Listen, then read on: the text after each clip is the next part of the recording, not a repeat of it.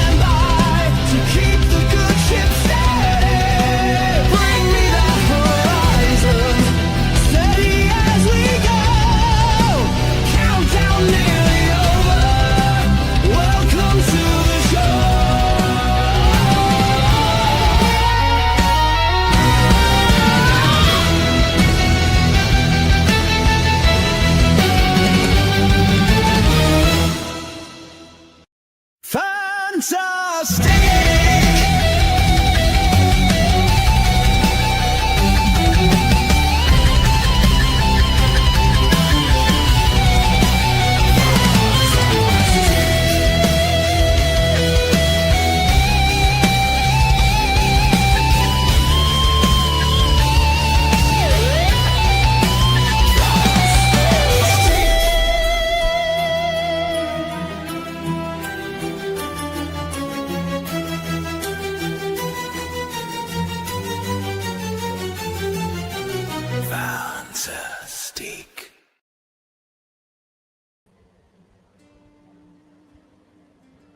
Hey, oh, okay. Please don't make me turn the fan down. But I will if I need to. Just give me a sec. Up to the top of the chat. Where am I? Let's start. Let's start with Icy Ghost Cats. Hey, Carla, how we doing? Oh, voice is definitely going to. Mind you, I've just woken up. Might get better. But I woke up before the live stream was supposed to start this week, not after. I'm getting better. Hey, Pump. Caroline. Lovely Caroline. Sandra Peachy. Sandra Banana Hammock Peachy in the house. Good morning to you. Raven. Oh, sorry, croaking Raven. I'm going to see the grandkid in 3 weeks. Awesome.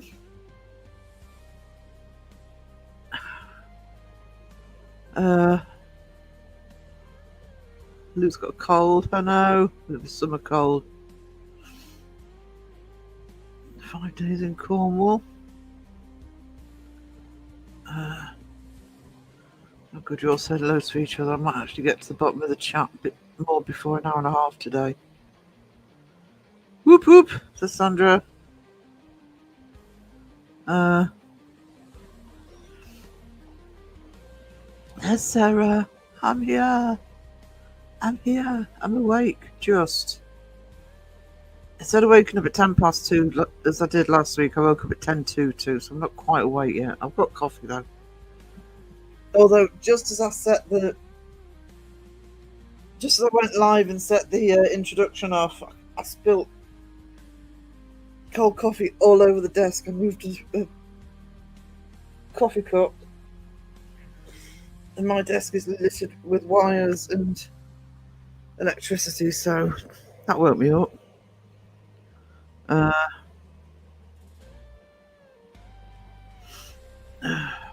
Oh, Raven, no, you're alright, sweetie. Song always hits just right. I nearly changed it today, but because I've got I didn't upload it anyway. I'll do it at the next live. I've got a song that I made last year on Huff Paranormal. I was going to play that also.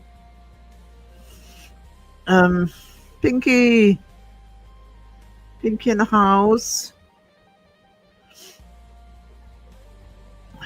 I'm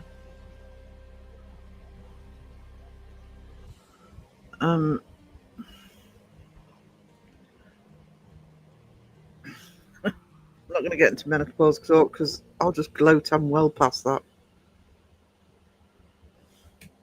But I remember it well. Cree. Hey. Yeah, I'm with Caroline. I'm with Caroline on that.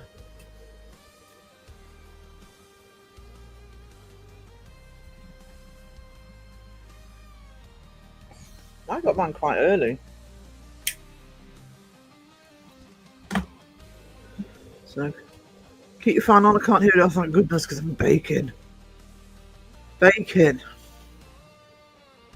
Leanne, hello. James in. Hello. I didn't see you come in, James. Psst. Hello. Hang on. Hey guys, why are we? I'm asking myself the same question tonight. It's my live stream. I really should try and get up earlier, but I got distracted and I didn't get to sleep till later.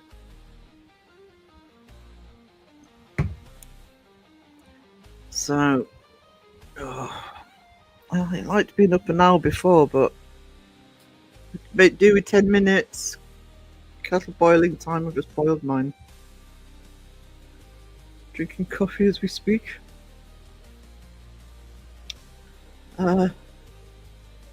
Pinky new member, you legend. Thank you so much.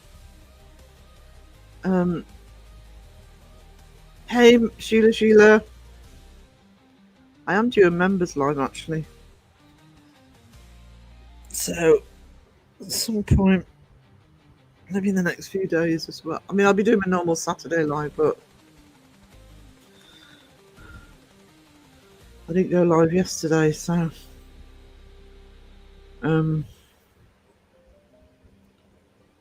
gifted one run out, so I got. Oh, thank you, Pinky. Thank you so much. Appreciate that. I can't.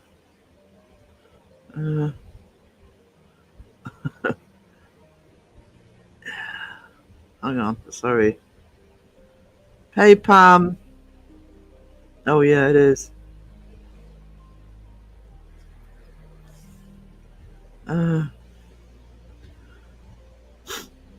If you where are we towards the end of July? I've got summer cold. Have you hay fever thrown in?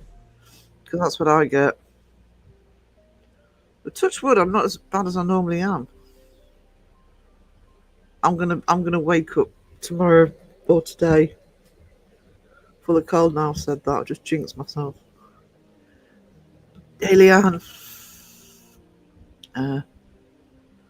Me too. I figure it's because I think that was me. I get hot flashes. I don't know why. Probably this bloody weather. There's one constant hot flash at the moment.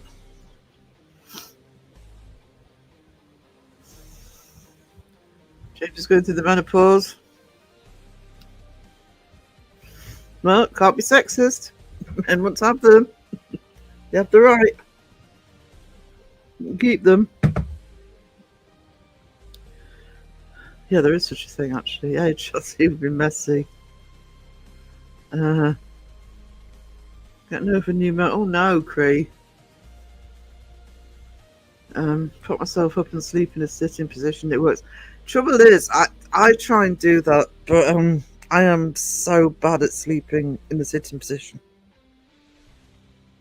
So I really have to be wiped out to be able to do that. It sucks. Hey, Laura. See, you've jinxed me, guys. I can feel myself sniffling. Sorry. I've had a full hysterectomy because of cancer 2 years ago. My oncologist said I could. Oh no! Oh, please, he didn't. My goodness. Bad enough once, and I had it fairly easy. Didn't get half the stuff people moan about. Sweaty fingers. Ooh, sweaty fingers. James has got sweaty fingers. He's got a mini menopause.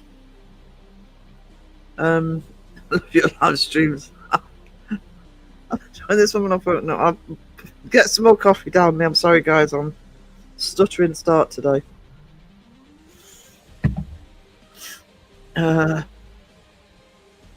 If I get a head cold, that's usually the start of something. That's the very beginning of the symptoms. I never got them. I'm the women in the chat gonna hate me now. Never got them.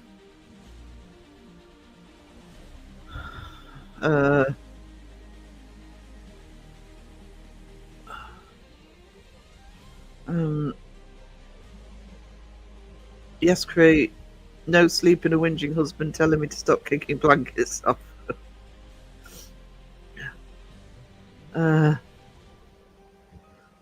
Yeah, I get a lot of colds throughout summer because of trying to. So what reason I'm thinking what time of year it is also the fields will be. I mean, I haven't got a car to know at the minute, but the fields will be in full flower and bloom, waiting for harvesting at the minute.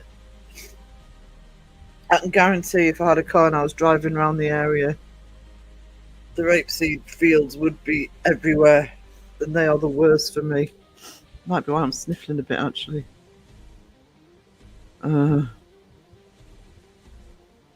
Sisters of Mercy. I can never tell if someone is dressing me or all the ladies in the chat. All.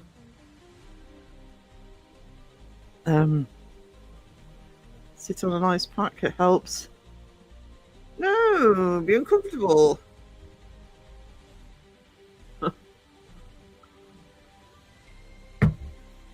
I just sit with the fan 2 feet away from me. I am so going to get some portable air conditioning units next year, though. I have spent months explaining to my American friends who say, "What, you don't have air conditioning in the UK?" It's like, no, it's not worth it. Our houses are built to keep heat in, not out. But it's not worth it now because we've probably got 2 to 3 weeks left, and that's it. But certainly before the summer next year, I'm getting a couple of air conditioning, just because the fan's not enough when it's really hot now. Men have midlife crisis. I had mine at 25, so 40 was a piece of piss. I hit 25 and realised I was still sort of not really doing what I wanted to do and no direction, blah, blah, blah. So, kind of got it out the way early.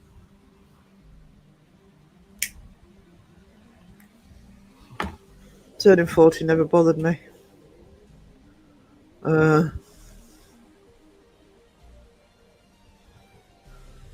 What age is midlife? It's hard to tell now, though, isn't it? Traditionally, it was 40.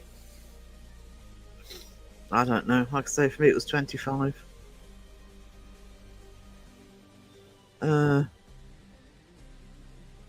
long does menopause? It's different for everybody, Raven. Different for everybody.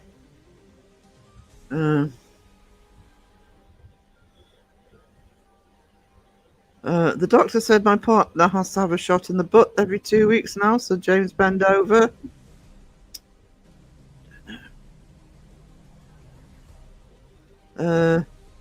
Men do go through their own thing. It's called andropause. It can cause heat flashes. Oh, did not know it was called that. Girly talks. I know I didn't start it. I'm just honouring chat. I had a midlife crisis in my early 30s. Yeah, I mean, I think if you define a midlife crisis as sort of thinking, hang on, you know, what am I doing?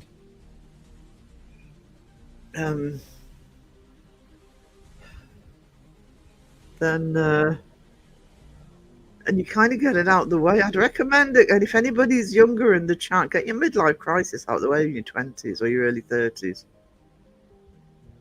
Piece of piss after that. Mike, I have one every day. I'm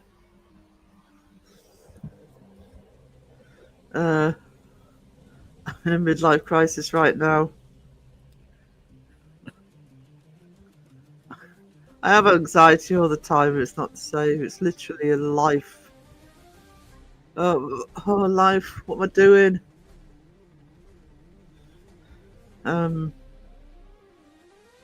Also, I keep saying this to everybody. You know, if this, I think there's certain frames of mind that people have, and I always say that if you're a rocker, because I'm a rocker, love me rock music, always have, always will. I'm a nerd, and I'm also a rocker, and I probably don't think much differently now than I did when I was in almost 30. You know, your body gets older, your mind doesn't really. And it hasn't been until I got diagnosed with the COPD, and I'm really struggling health-wise at the moment in terms of not being able to do everything I want to do. That's annoying me. But other than that, hang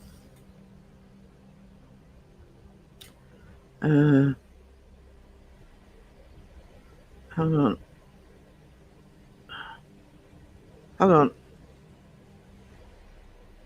You didn't do any blood pressure, Sheila.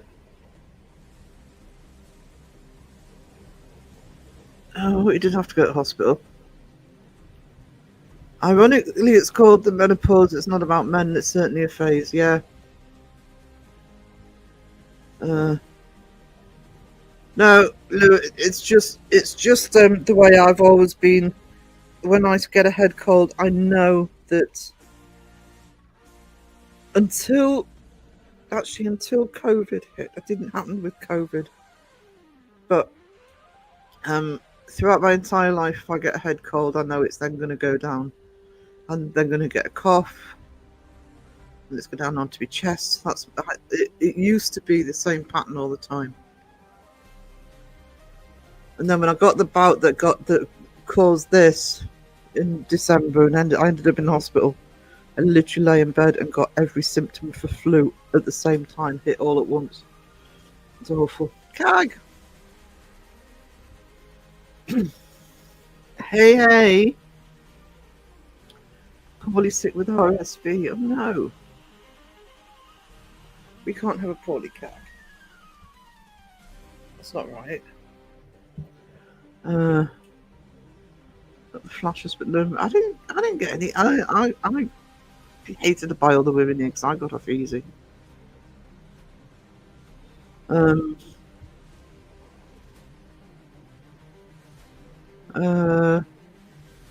Says Raven. Sorry guys, I'm not fully awake yet.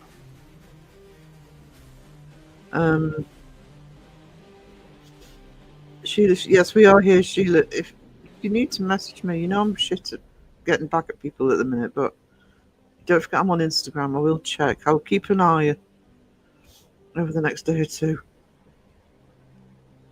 It's like, oh no. Oh dear. Gag, this isn't allowed. Yeah, that's what Raven said. Holy shit. Do you know? Do you know something, James? In all seriousness, I can't get my head together to do stuff, even when I'm awake, which isn't very often at the minute. Um, but I am all over the place. It's one simple things like it's one of the reasons why on Monday in the live stream I just said to chat, I put a poll up and said, please tell me which video to do next. Because I had 3 lined up. I didn't know which one to start. You decide for me. It's really absent-minded at the minute. This humidity this year.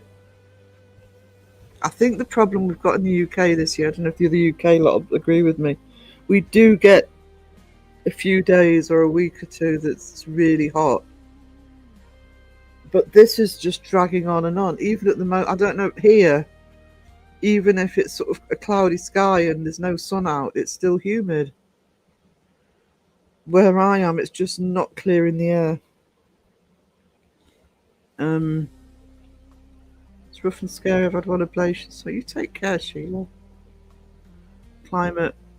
Do you know, I've always said when I'm talking to American peeps and they're saying, oh, you don't have AC in the UK, and I keep saying it's so not worth it.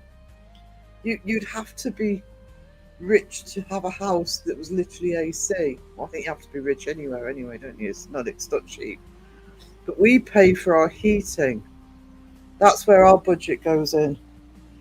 And I've got my fan, and in the worst days it doesn't quite work, but for the most part it can keep the worst off.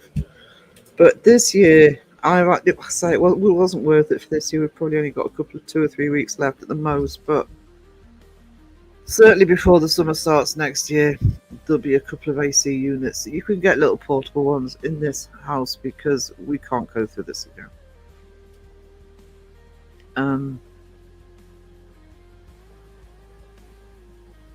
Oh, it's the worst. Do you know, I think I got it in the January of 2020. Didn't know what it was at the time because it wasn't really in the news much. It wasn't looking back a couple of months later when all the symptoms came out. Oh, I called it a really strange flu. I had this really strange flu in January. And that was C. But what year was the coronation? Would have been 22.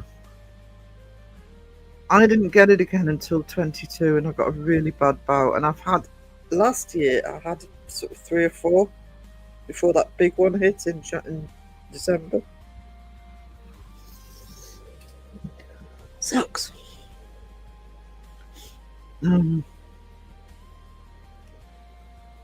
We live longer, midlife is later. The thing is, when you're talking about a midlife crisis, it's a state of mind. And honestly, I'm not joking. It sounds as though I'm saying it as a joke, but I had mine at 25. I was still living in London. I was still nannying, which was always just a job to keep me in London so I could go to gigs and things.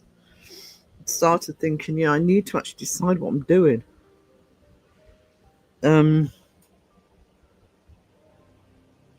Ironically, I've changed jobs multiple times, but and that's when I had it, and I never had another bout of a bit like that.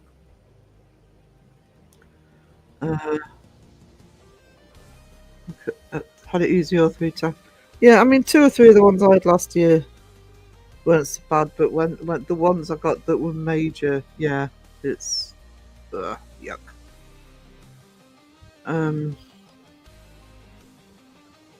But yeah, I'm behind. Yeah.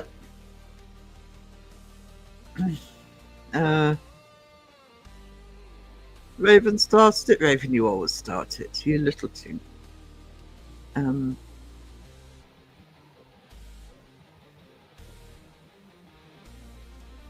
I was told that a senior is classed as anyone over 50. I told the person to piss off. I asked them, bloody well hope you did.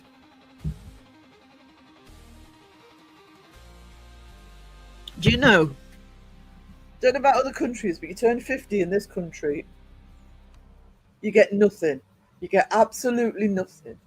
You're not old enough for any of the benefits of pension or bus pass or any of that crap or money off stuff. All you get through the post is after life insurance and funeral plan advertisements. It's like, oh, welcome to your 50s. Oh, thanks.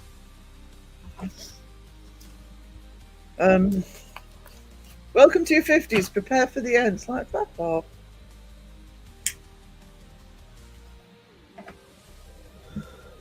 I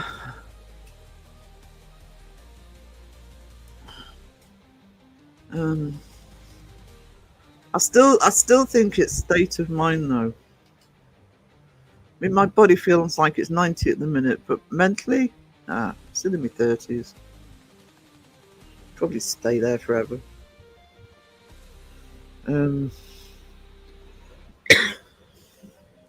Yeah, see, that's the way I'd look at it. I would see hitting 70 as starting to go into old age. If you're healthy. I'm still healthy by the time I'm 70. If I'm healthy by the time I'm 70, it's a miracle. But that's up to me at the minute. But that's the way I'd look at it.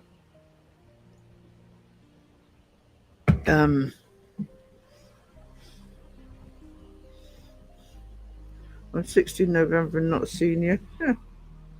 2 years and I'm 16 a couple of years, and plus they don't even see us that now because they keep shifting the bloody pension age in this country. You've got to be 67 if you're a certain age. I'm 61 the same day.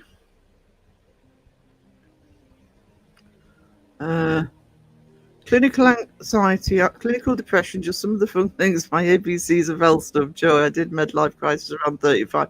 See, it's not just me. But Mike and Pam had it in the 30s. Carl is a senior and proud. Oh, is that what it is? Oh, I've heard of that. Oh, great. We've got another pandemic coming up. Awesome. Well, I'm already pretty much in lockdown in the house. Never get out much.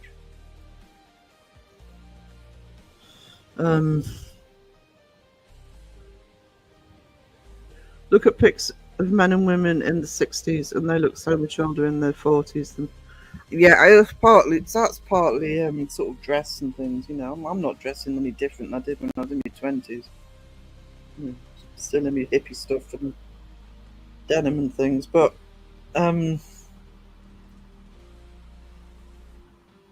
again, I think that's also a different mindset. That you know, in even my parents' generation didn't really hit that sort of automatic old age.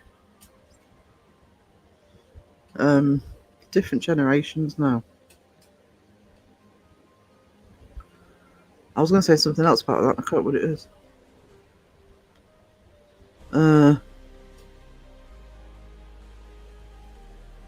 So, hey, Abs, I saw a joke today about Adam took the apple and blamed you. That's why, man. I think that's what the theory is, isn't it? Why they call it an Adam's apple. Oh,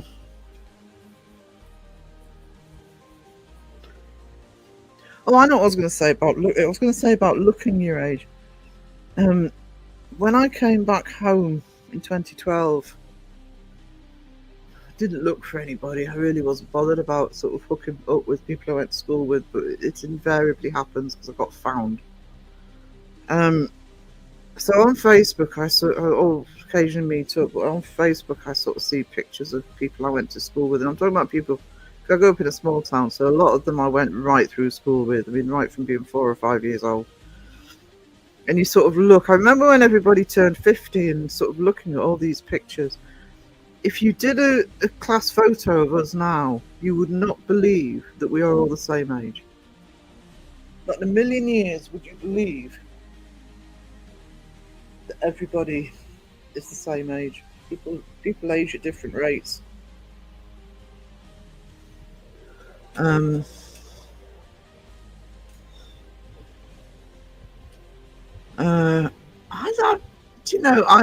barely pay attention to the news, but I don't know if it's a thing here. Does anybody in the UK know if it's a thing? Little Miss Mayhem, hello. Um,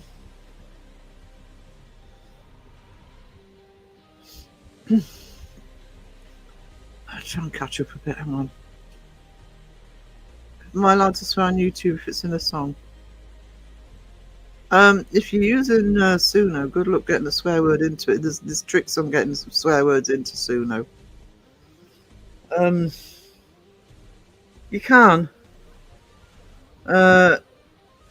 It's just how much, and eventually, if you monetize, you just do it a little bit.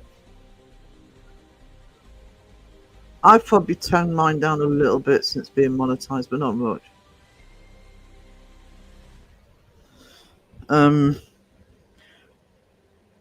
Cree, I never normally. I just have a lot of going off at the moment, so probably yeah. If you it makes it worse if you're drained anyway. It's going to hit even harder. It sucks. Sarah, get a desktop dehumidifier. Never thought of that actually. That's a good idea, Cree. Thank you. Oh, my desk fan's not little. It's a big tabletop desk fan. Keeping me sane tonight. We too hot, Sarah? Yeah, we are too hot. We're British. It's August next week. It's supposed to start raining for a month. And I looked at the weather forecast for the next 2-3 weeks, and it's still like 20, 20, 20. It's like no, go away. You keep your summer. So many houses in the double. They are. The house we're in. I switched rooms a couple of months ago. I switched into the bigger bedroom, so I could set up my office space for YouTube. The room I was in was double glazed a couple of years ago, and it's an oven. It's a tiny little room, and it's an oven in the summer. But this one, the one good thing about this one, I'm gonna have to have a monster of a heater to keep it warm in the winter, because it's an absolute freezer in the winter. But in the summer, the fact it's not double glazed, because you can't double glaze the front of the house because it's got to be in keeping with the rest of the street. That's what happens when you live somewhere ancient. It's keeping it the worst of it off. I wouldn't have coped in the other room. Sky's in the house. For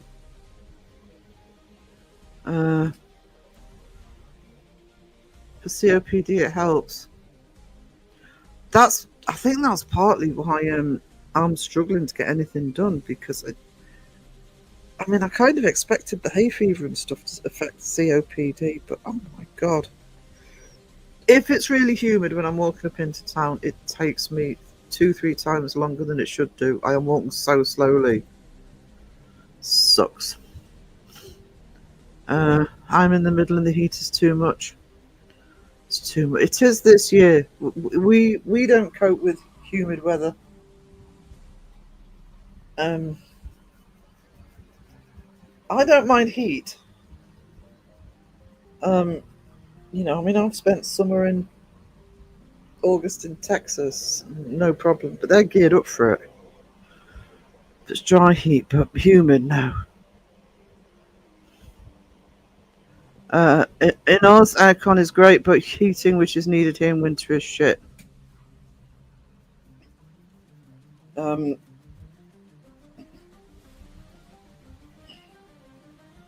think we're better here for heating.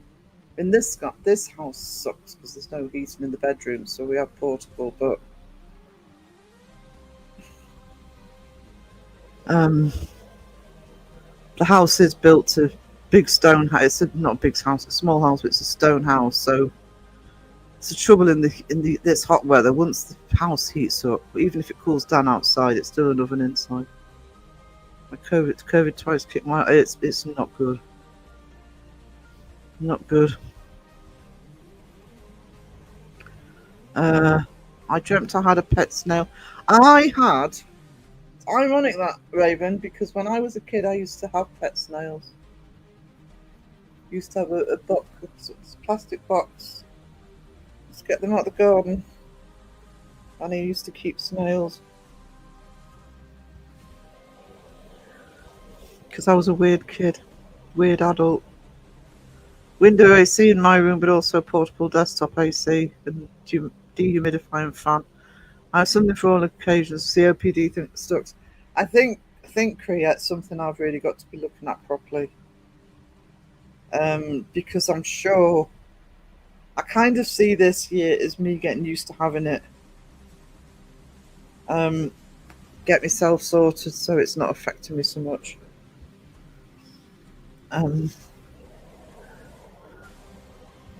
Because I can't keep going like I am at the minute.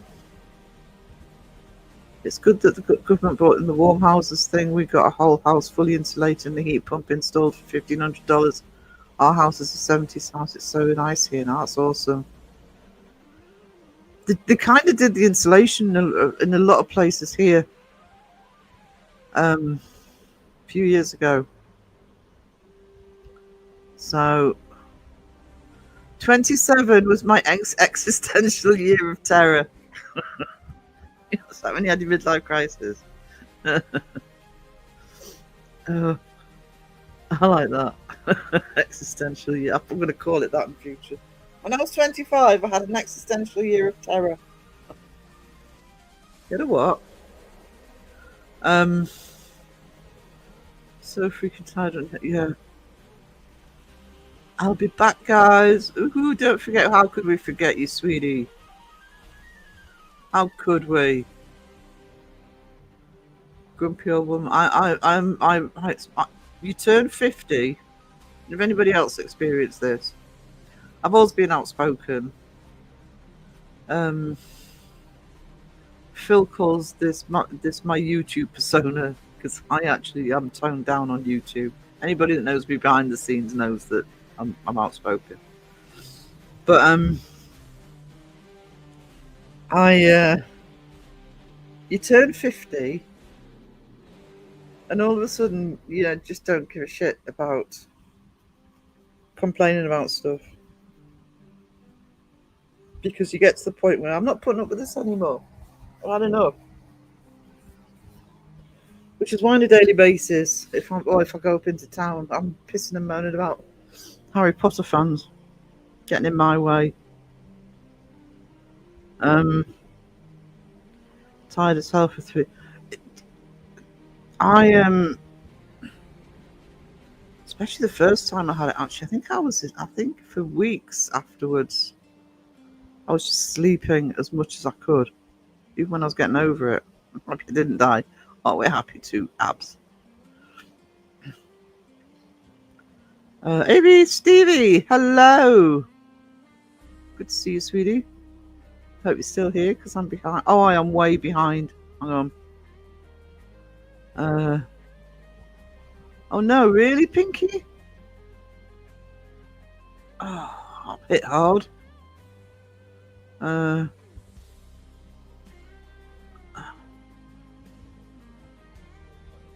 you know, Sisters of Mercy? It just gets to the point, and the older I've got, the more I'm like this. In fact, it's not doing me any favors at the minute because I'm supposed to be exercising with the COPD. And yeah, there's a lot of deliveries at the minute. I am trying just to go up at the very most every other day into town. I just don't want to be. It's too peoply outside. Yeah, we get that cag. Free kits. I'm 56 in a couple of months and life couldn't be better. That's the attitude. Body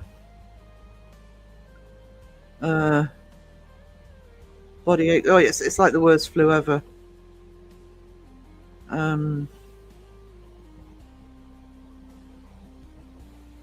Claire, what are you doing up? Why are you awake? Good to see you, sweetie.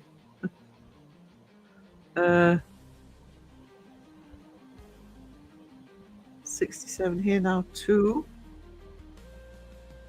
Sorry, I'm trying to crow the chat a little bit. So I'm aware people will be popping in and popping out again before I've said hello. 68 and happy I lived this long. Oh, you just see every day is a bonus. It is what it is. That is my attitude.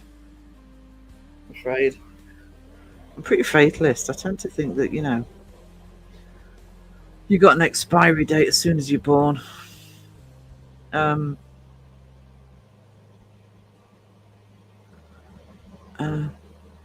have really bad body pains. Paracetamol's not working. Oh no.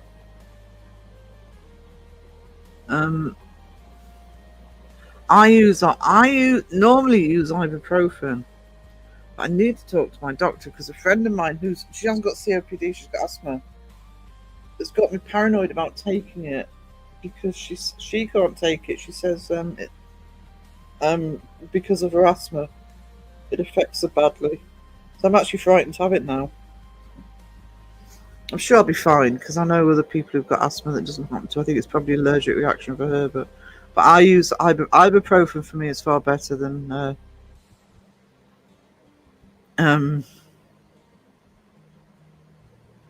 paracetamol. Yeah, exactly. They're changing the pension age again to work till you die. So it's like, you know, if you're in your 60s, you're still working age. Oh, good. A lot of loads for Claire, so I can crow the chat. I mean, I'm saying that. I mean, I work for myself anyway, so it's irrelevant. But I couldn't keep working what I was doing. Raven, that's been happening to me a lot. I think that's a YouTube glitch.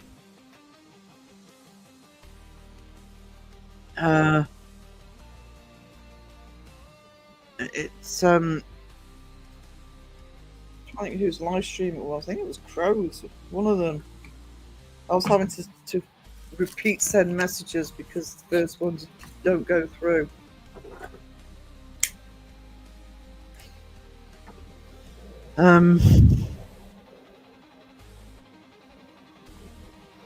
Is that Ganji Mama in? Where's Ganji Mama? I haven't seen her. Oh, there she is. Hello, Ganji Mama. How are we doing, sweetie? Crow the chat. Crow the chat. Is Mariah in? Mariah, hello. I'm sorry. I'm crowing the chat and missing people.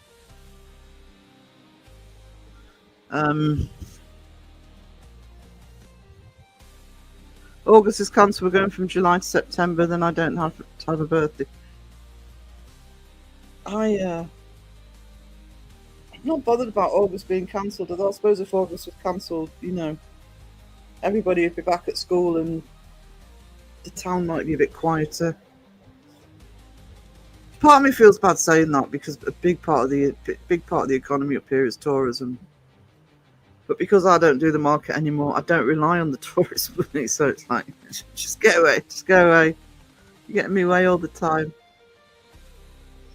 Pinky says on the 2nd of August, it was my 22nd wedding anniversary. That's awesome.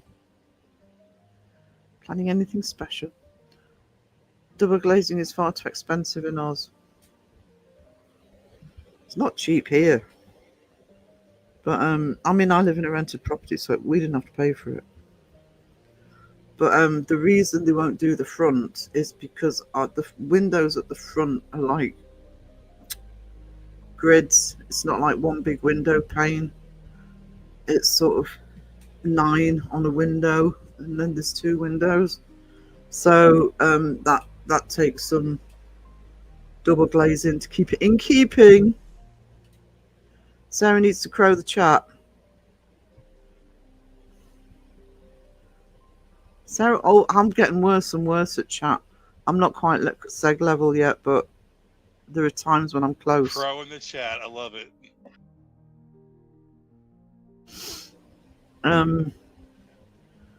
John Stoop. Hello, sweetness.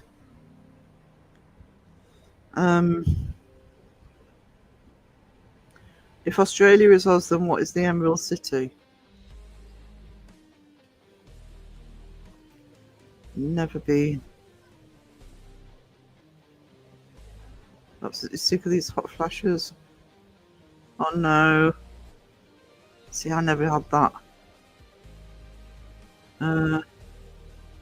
It's funny, they all laughed when I insisted on AC for my room and we bought one, yet they all want to go in. Yeah.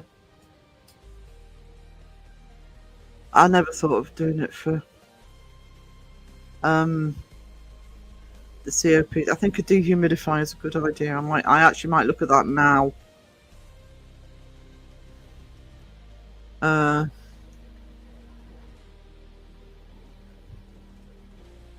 Yeah, you do that. Stop them coming in the first place.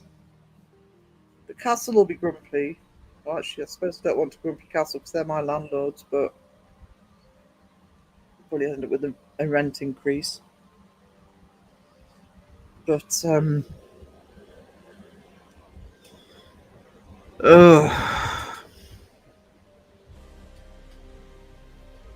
problem we have here, we do get some lovely tourists, don't get me wrong, we get some lovely ones. We get a lot of foreign tourists, we get a lot of touring tourists, both British and from other countries. Obviously the castle is a big draw for the Harry Potter fans. But the trouble here, and there'll be other places, and actually the UK is not a cheap place to go on holiday anyway. But the trouble here is it's actually quite expensive to come on holiday here. Unless you can find a sort of cheaper way of doing it. So, how do I put this? We do get a lot of people here who come who are a bit entitled. And I've said it before and I'll say it again, and I'm sure there's people who live in tourist areas that are going to agree with me. If you go on holiday anywhere, remember people live there and have to go by the day-to-day work and life.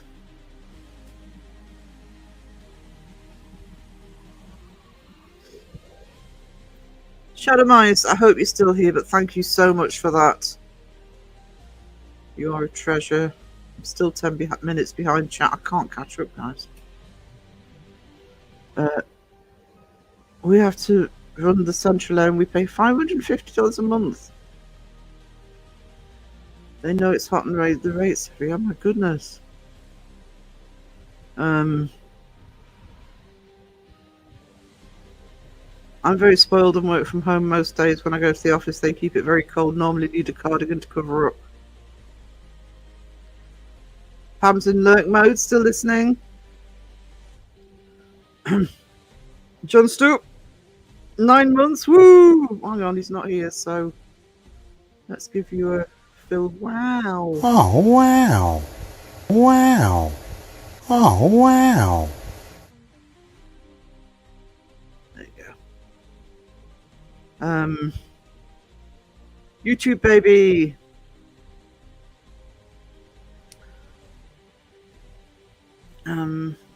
Let the something begin. Hang on. Too peoply these days, yeah. Way too peoply. Do you know something? I swear that since 2020 and the pandemic, because in the first year especially, we couldn't really go abroad for a holiday. So though you could freely move around the UK, even when you could go abroad, it was almost impossible because so many hoops you had to jump through. Apparently, I didn't try. So that we have since had a lot of people, even since then, that normally wouldn't holiday in the UK, and they decided to look at it a bit more. And it's like, just go to Spain. Just go to Spain. Thank you, Mike. That's my storage channel. That's my fantastic folio, and I'm going to put a load more stuff on there. It's the channel I use to store. I'm been putting some of the stuff that I took off the channel to get remonetized. So things like the songs and some of the, I need to get more on there actually. What am I missing? Hang on. Oh yes, Ozzy. I did put a little tribute out to Ozzy today. That's why I was going to change the intro and I forgot. I didn't forget. I didn't get up in time to upload it, but I did put a little tribute to Ozzy on the channel. And I put it on because, no surprise, bloody Huff Paranormal. Yes, yesterday I think it was. Not even 24 hours. Didn't even give the guy 24 hours. Started trying to contact. Excuse my French, but he's a piece of shit. Yeah, hearts in the chat for Ozzy.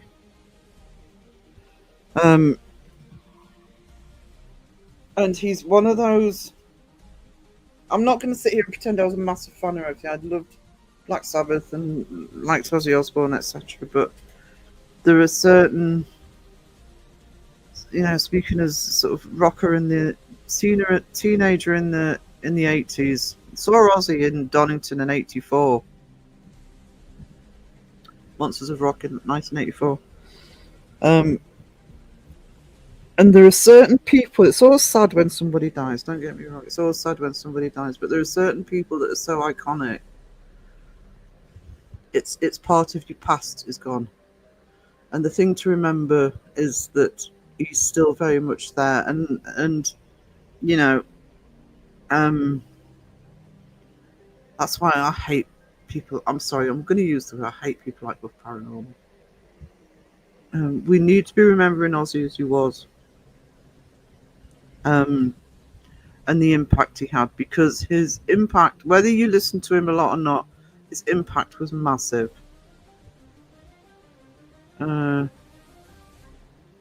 So big part of my youth, one of my go-to songs just to sort of chill out to when I was a teenager was Changes.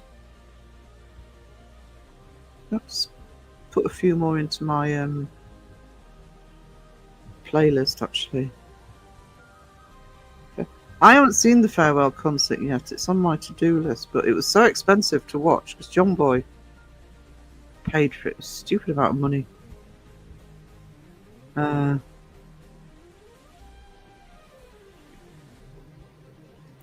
He's coming home to Mama now. He is. I'm a retired mental girl, always listen to my school metal. Steve, are you still doing the... This hasn't popped up on my feed. Hang on, just let me check. It might be because I've not been paying attention as much. Steve does an awesome podcast on music podcast. I'll see if I can get the link in a minute. I told my channel manager that. Hang on. Hey, John.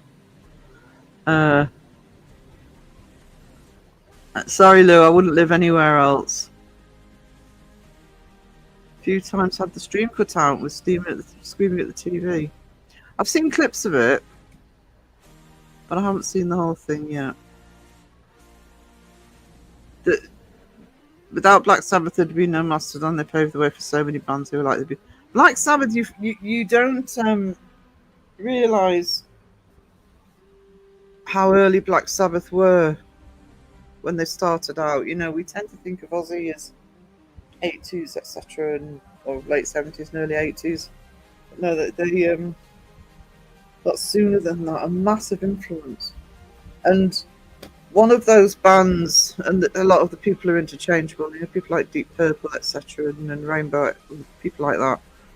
Same crowd of musicians and singers.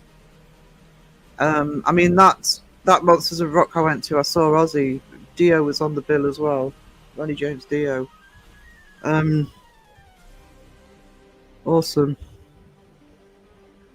So it's only 8 to 10 minutes behind. Oh, no, I can't catch up. I'm sorry. I'm trying. I seem to be constantly. Dazzler, hello. Hope you're still here. Do you know what it is, Pinky? He's one of those people that, despite knowing, we knew he had problems and etc., but he's just one of those people that you almost expect to be there forever. Draven would say forever and ever.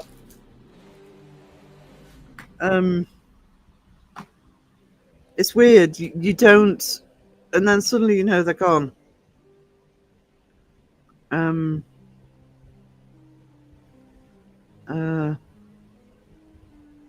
wish I had listened to more Aussie now. I'm not. That's harsh. That's harsh, John. I'm crowing the chat, not segging the chat. I have segged the chat in the last couple of weeks, though.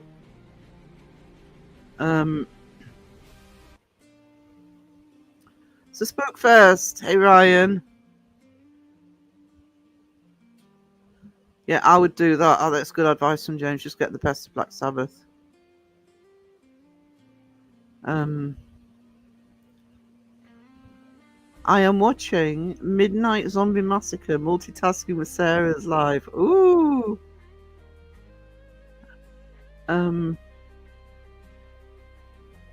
It really hit me hard though, Ozzy was such an inspiration to me. I share a birthday with the guy and everything. Yeah. Ryan's watching Shark Week. Yeah, I really want to see the show, so I'm just hoping they don't keep it high price because of what happens. Somebody dies.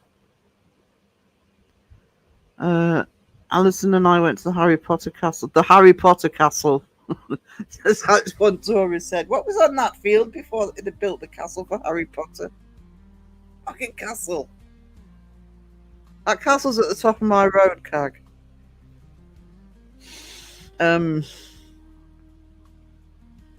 Literally at the top of the road.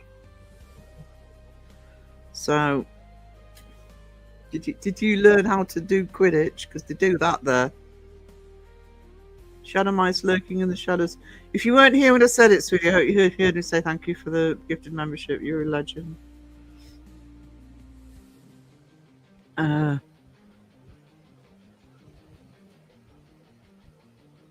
abroad and going to Butlins isn't a choice. It's so much cheaper to go abroad. If you're happy to have a sort of just package holiday, and which I don't like doing, but if you're going to Spain, what's that? Okay. Or Greece, wherever, and just sort of cheap holiday. It's much cheaper. It's so expensive in the UK. Buff Paranormal sucks. Buff Paranormal definitely sucks. Ozzy never cared about sounding good. It was all about having spirit and just go for it. Absolutely. Do you know something? I thought that when somebody major passes away, I do think that, but then I thought, no, surely not. And then, yeah, he got the bloody DR60 out. So Crow went doubly mad in Children of the Crow, both on the trying to contact Ozzy at all, and then using the DR60 to do it.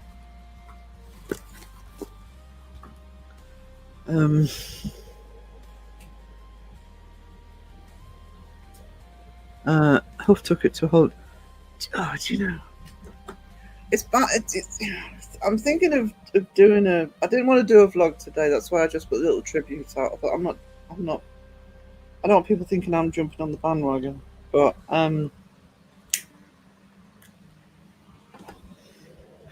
it's kind of an extension to that video I did earlier in the year about respecting the dead, and it's. I don't know. I need to get my head wrapped around it, but it's almost as though just because somebody's famous, they're fair game, and they're not. It's still got a grieving family, grieving friends, grieving fans, and you're making money off it. Huff Paranormal is a disgrace to anyone in the paranormal. I can't remember where I said it. I think it was in Crow's group. I put the post up in Crow's group. If YouTube ever start clamping down on the fucking fakers, that's where you start. He is where you start, and take the other ITCs with him. Unfortunately, because of the way social media is now, they just go to another social media platform. Because people have done that, been kicked off YouTube and just gone onto Rumble or whatever. But yeah, start with Huff. Start with Huff. Actually, I'm wondering if I can upload that video so I can play it for the intermission. Hang on, let's see if I can upload while I'm streaming. Add file. And where it is.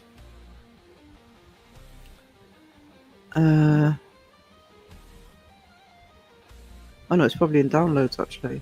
Sorry, I'm talking to myself now. Oh, there it is. Right, okay. Can you still hear me? No.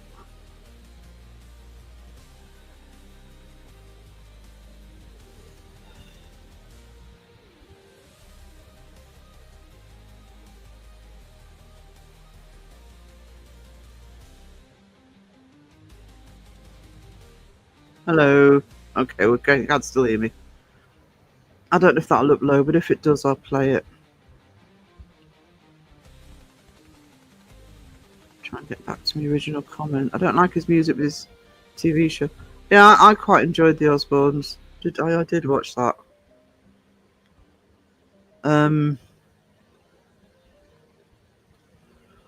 Yeah, the whole YouTube thing's a whole nother ball game. You know, I mean, he's got over 1.5 million subscribers. There are people who survived on YouTube because of their, you know, if they're making money. It's like the whole Logan Paul thing. You know, most of us would have been kicked off for that, if you remember it, where he went.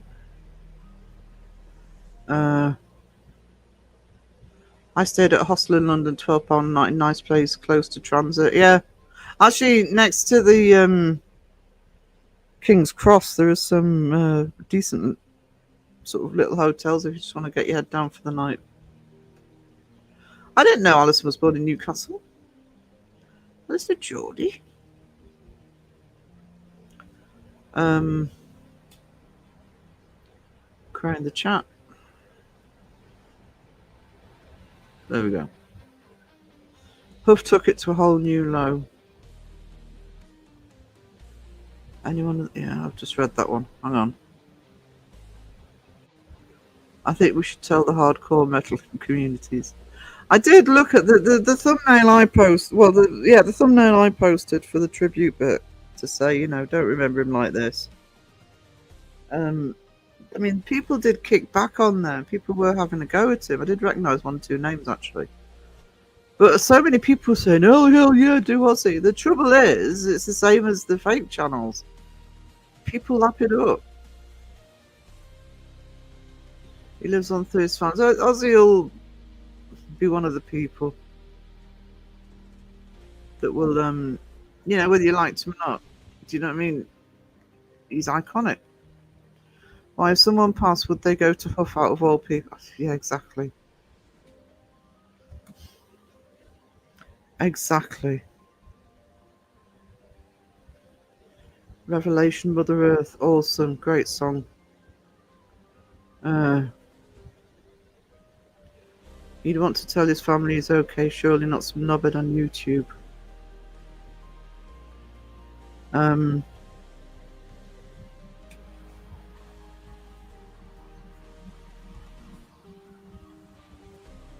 don't know, it's weird, isn't it? People lap it up though. This has happened for 200 years. People have just lapped up the fakery.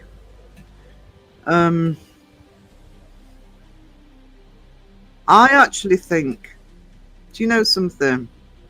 I don't know, but the first thing I thought when I saw that he'd died was I've know several people that this kind of thing's happened.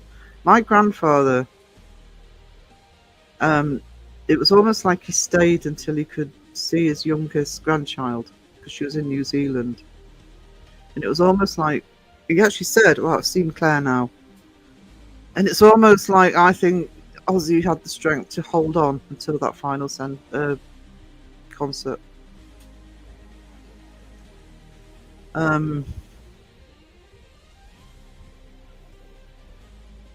He's with Randy now. Yeah, it's I've seen quite a few people who've done sort of AI and stuff that put them with Randy and Lemmy, and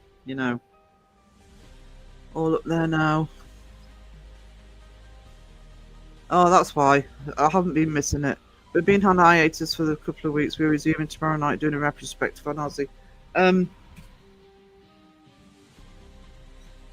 Give me a sec, guys. I'm going to put AB Stevie's link up. Just find the channel on my list.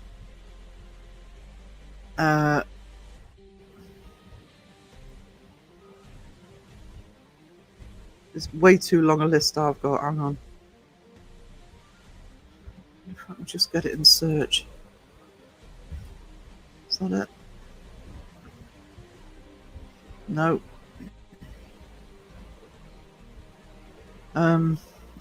Sorry guys, I'm sorry, I'm going quiet because I can't multitask. Give me a sec. Why can't I find you?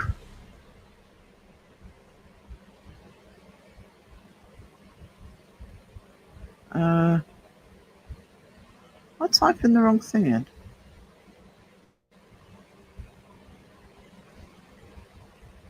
Give me a second, guys. I'm just going to see if I can find Stevie's channel in my list.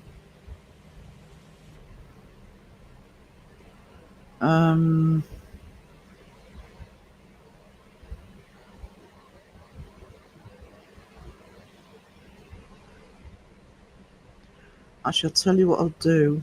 It's not uploaded. Yeah. What I'm going to do is I'm going to play the Huff song.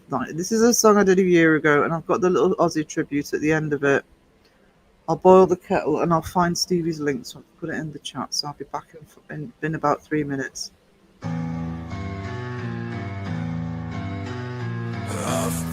From the scene, oh no, got spirit box machine speaks to dead folks late at night. Yeah, right. Swears it's real under the lights. Hang tight. Puff's got a game, charade. Bodies his only aim.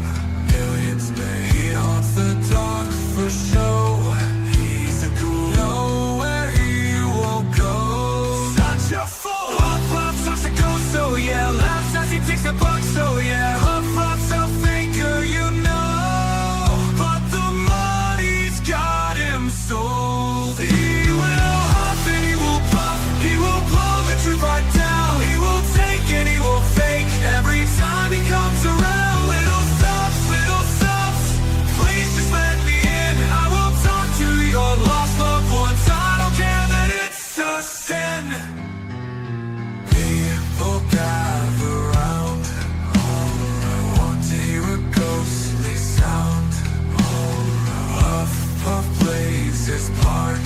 So true. Stealing hearts then breaks apart. So true. Wires and static in the air. Puff acts like he cares, but it's just a charade. Fortune's made. In darkness he thrives, comes alive. Lies keep dreams alive. 9 to 5. Puff's got his ways. Yes, we know. He'll fool you for days. Knows his crow. He will huff and he will puff. He will blow the truth right down. He will take and he will fake. Every time he comes around, little stops. Please just let me in. I will talk to your lost loved ones. I don't care that it's a sin.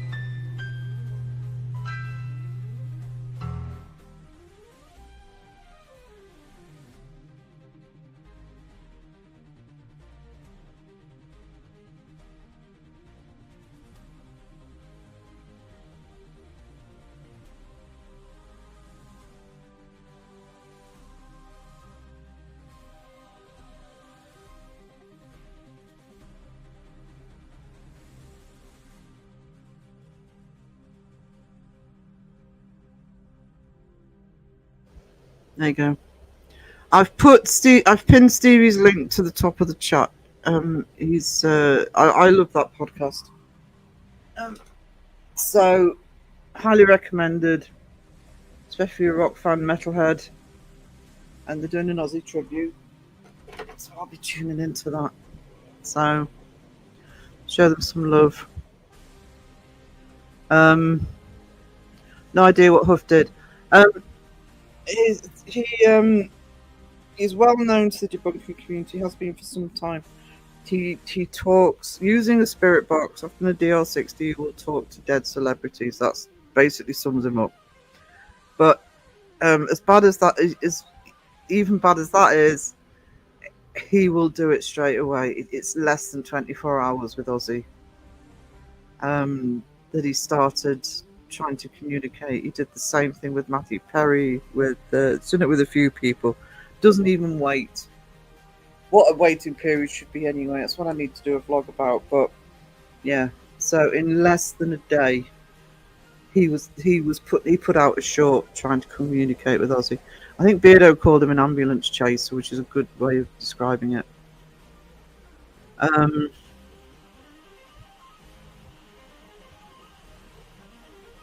So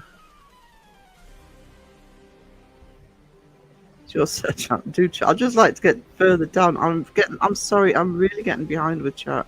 Oh, thank you, Caroline. Caroline found it quicker than I did. I should have known. Leave it to me, please, know what they're doing. You still work? I am working on Justin's roast right now. Well, not now. I'm on live stream.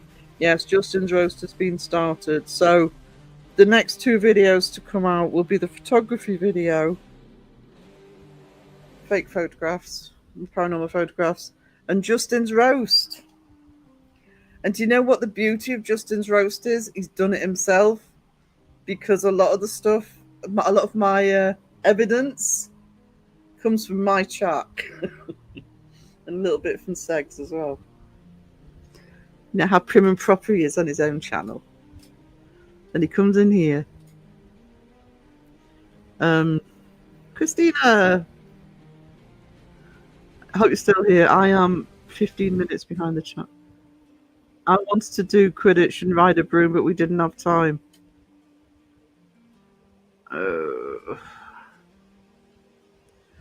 I'm saying nothing. Wayne, why are you awake? Ozzy was a rebel without cause and a rocker that tempted with fate. One who inspired many and rocked them all. R.I.P. Ozzy. I was almost tempted to get in touch with you and John Boy to do a podcast, and thought no, leave it. But Stevie's doing a podcast tomorrow or today. So please go and show him some love. The link's at the top of the chat. Just lurking tonight. Oh. Thank you for coming in with the royal wave. Or is that Crystal giving us the royal wave? Royal wave with 2 fingers. I think there's always somebody that because Jack is a paranormal investigator. So, I mean, you know, if they found out about it, they're the wrong family to hit, really, because, you know, they ain't going to put up with his shit. Everyone wanted people to remember his music, not his death. Yeah, exactly.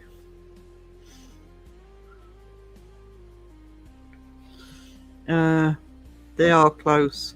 That's what people forget, you know. All right, to us, he was a sort of Ozzy Osbourne sort of rock god, but to his family, he was dad and husband, and I was putting the talk. When I was trying to do it in the search, I went through my subscriptions to find it, and everybody's found it way before I did. Now Sid Wilson from Slipknot proposed to Kelly back to the beginning. Good. It's music pod. It is music podcast. Yeah. I love his new. It's not for everyone. Yeah. It's also about I mean, I'm not going to lie and say I was a massive Ozzy fan. I listen to him all the time, but the important there's some songs that are very much part of my memories. Not just as a solo, but Black Sabbath, and it's just. But I am of an age and of an era that kind of get the importance of Ozzy. Tremendously important part of the UK, well, of the rock scene. For what? Over 50 years. I mean, come on, that's hell of a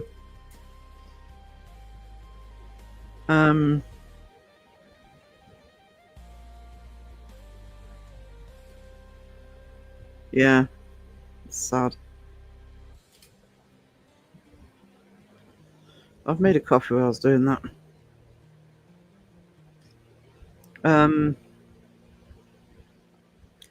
We can all dislike Puff's video and report it. It will get taken down if enough people report it. I don't want to be condoning that sort of behaviour, but you know, can't stop you doing it.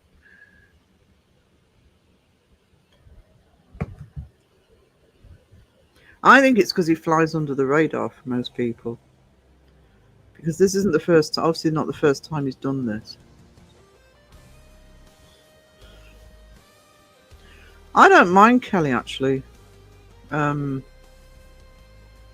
seen her in some stuff that she's fine. Yeah,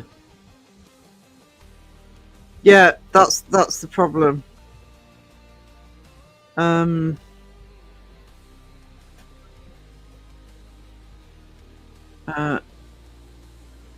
Oh no, it's the DR60. That's what Crow's going mad about. What the DR60?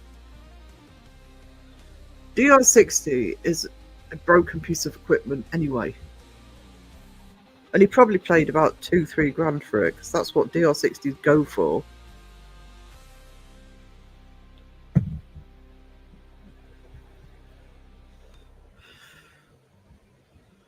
Yeah, put it in the Discord, Stevie, and I'll also put it in my Facebook group as well. I'll promote it on Facebook, but bye, sweetie. But she's probably not heard that anyway, because I am so far behind. Ozzy had his swan song. It's so nice that he did that. I don't know. There's just something about the timing. You know, he knew. I'm just going to crow the chat a little bit more. I've got to try and get better.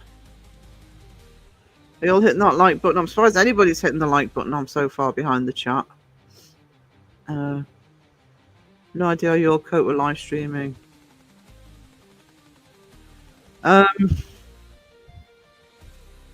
You just have to jump in. You roasting Justin? Roasting, not roasting. I'm roasting Justin. I couldn't, as you all know, I couldn't roast Crow the way I should have done. Irony is, behind the scenes, he gets roasted all the time from me. I couldn't do it with Crow. I'm going to rectify that, though. He's going to get another roast where I do. But I thought, you know, well, okay, who can I have? Well, I have no problem ripping the tar out of. Ooh. Monkey Boy. Monkey Boy's turn. He's a sick fuck that plays on the recently dead. How the hell do you do this? Personally, yeah. What the hell would Ozzy want to talk to that idiot where when his son is there?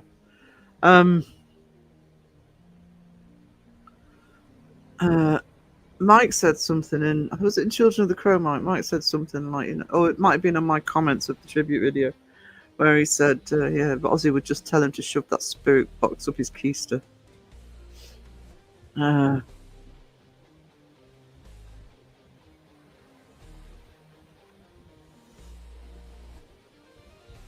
I think somebody. I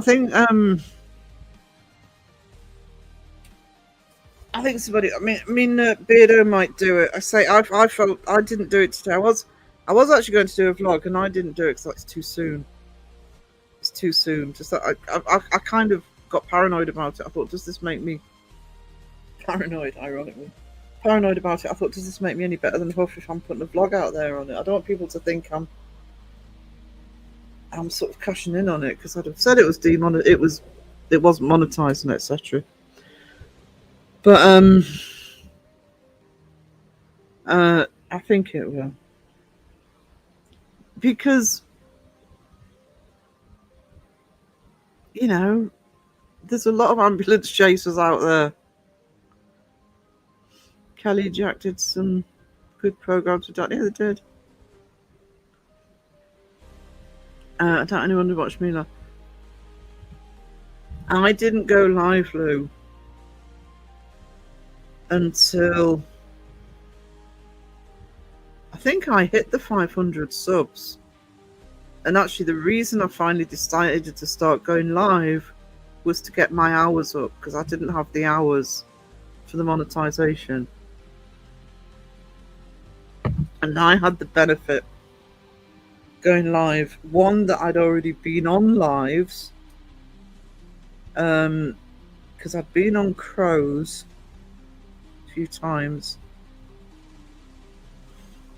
I can't remember if the live I was on with Seg about Danny Moss was before I went live, but I'd had practice on a few people's lives, and also the very first live I sort of I thought, well, I've got to start going live. I need to get my hours up, and chatting to Phil and Wiz one day, and like, will you come on live with me so I can just test out the thing? So I wasn't on my own anyway. I thought, well, if nobody turns up, we can just talk amongst ourselves. And we had a really busy live, that first one. But I didn't do it till 500 subs. Too many people start and think, oh, I've hit 50 subs, I can go live. Don't do it till you're ready.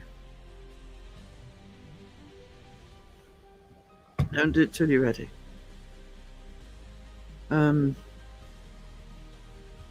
Ozzy lived as long as he needed to. He hit one. Yeah, exactly. I think it's perfect. I couldn't. Right, thank you, Mike. At least you understand why I couldn't go hell for leather on him. Because it was just like, I mean, I can rip the tar out of Crow, but privately not. I just couldn't do it on the channel. I'll think of a way I can do it though at some point. But even then, I'll probably get Crow to look at it first. He was like, "Oh no, you should have got much tougher, Sarah." It's like, no, I couldn't do it. Tina, hello. Oh, I'm almost caught up. You have a channel, do what you want to do. Exactly. It's a big theme at the minute. But do it the way you want to do it, though. You know, there's too much of a, this is the way you should be doing things. And my biggest piece of advice is do things when you're comfortable. Not because other people think you should. If I had a platform, I'd do something that would come down on this idiot. Yes, it might bring attention to him, but I would focus on the fact his son does paranormal investigations. Yeah. I think there will be. I think that I know Beardo's taken a week off this week, so because his videos are ready. He's not. I know he's not doing any lives, and everything else is preloaded. So I think Beardo will probably hit it. I do want to do a vlog, but I'm going to use the Aussie Huff Paranormal as the starting point and talk about this sort of thing in general.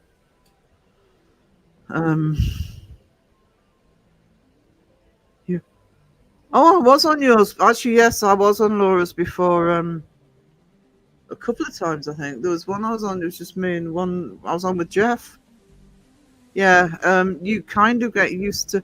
And the other thing is, if you, I mean, it helped with me, also helped with me because both Crow, I don't know if Laura, if you're still using StreamYard, but both Crow and Laura use StreamYard, so you kind of get to see StreamYard behind the scenes as well. That helped. But don't go on a live for the sake of it. You know, wait to be asked first. But you know, make sure it's somebody you're comfortable with. So, you know, I had no problem being on with Laura, I had no problem being on with Crow.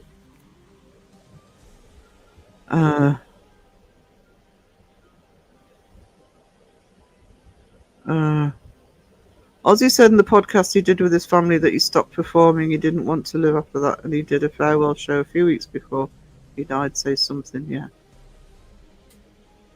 I always think that's all right, Laura. You can be a lurky turkey as much as you like, sweetie. I think that I always think that when I see musicians do it, because I do get it. I am a musician, or was a musician. I do get it when you're creative. It's a bit like me. If something happened that I couldn't do artwork anymore. And I do think that it's a bit like Elton John's just done his final tour. And I get why they do it, you know, because of growing older and want to spend time with family. But, you know, you've been doing it for so many years. I mean, Ozzy, what, over 50 years? Yeah, that has to be gut-wrenching if you can't do it anymore.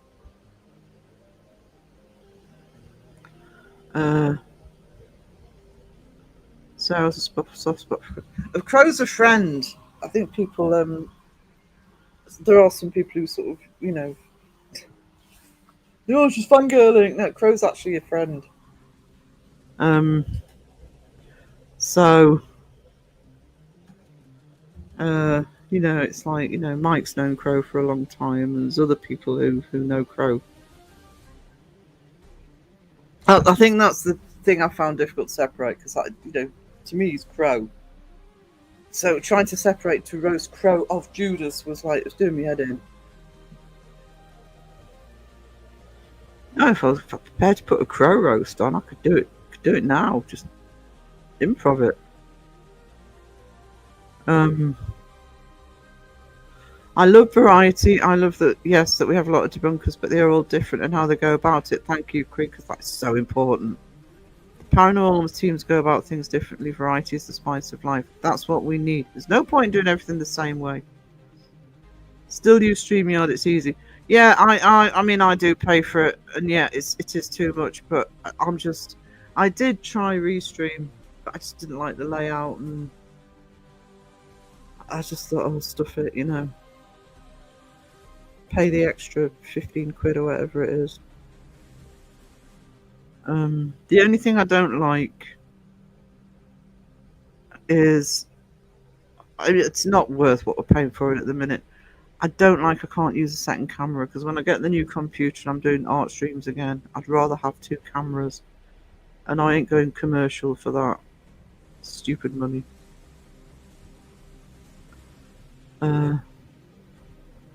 Paranormal live streams are way harder than working videos. I find the videos more difficult. Yeah. I think it just depends. The other thing is, we are a live stream community, and I've seen people who struggle with feeling as though they have to go live, and you just look and you think, not very often, but I've seen it's in the past, but I've seen people, I'm thinking, you're just not comfortable live streaming, don't do it. You've got great videos.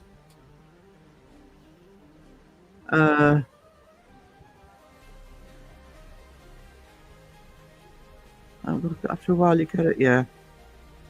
Oh, nobody expects when you first start for you to be perfect. Actually, I've had bloody issues tonight.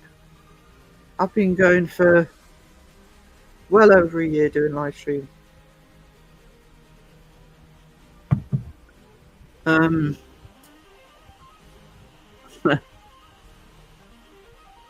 Crow's like, yeah. Yeah. Yeah.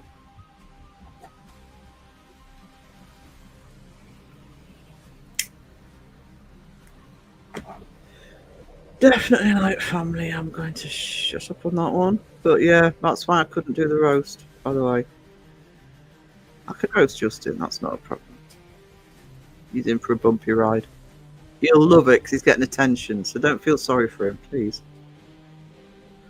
I'm so sleepy. I'm actually waking up now. How long have I been going? An hour and a half. I'm finally waking up. Some people are more comfortable in the live stream format than others. Yeah.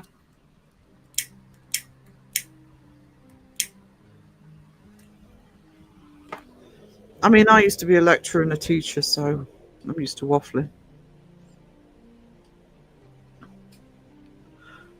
But do you know what helps? And you have to earn this. You have to takes time to get used to it. But it's like, what day was it? I think it was Monday. I went live on Monday instead of Tuesday because something happened in the morning that really annoyed and upset me, and I thought I'm really not in the mood to actually sit down and do any work. So I thought, I'm just going to go live, and I think I said I'm just going to go live to cheer myself up, and I do, and I love it because I've got, and I don't just say this to get round everybody. I have an amazing chat. Laura will tell you the same thing. A lot of the people coming into chat.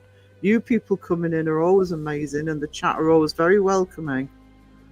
It's like a little oasis because there is a lot of stress when you're doing a YouTube channel and behind the scenes and all that shit. But I just hit the go live button, and it's just like having a gathering. Crow is good people for sure. He's all right. He has his moments. I feel bad for Shape wanting to go live and he suffers from social anxiety. I think he wants to, just can't do it, and that's it. If you can't do it, you shouldn't. I mean, like I say, I've seen people who go live because they think they should, and you can tell. You can tell if people aren't comfortable. I mean, I wish I was on camera by now. I'm set up to be on camera, but my computer says no. I see you all as like brothers and sisters. Crow's like having a cool uncle to talk. Is he cool though? Is he though? Yeah, he is. Crow, my cousin.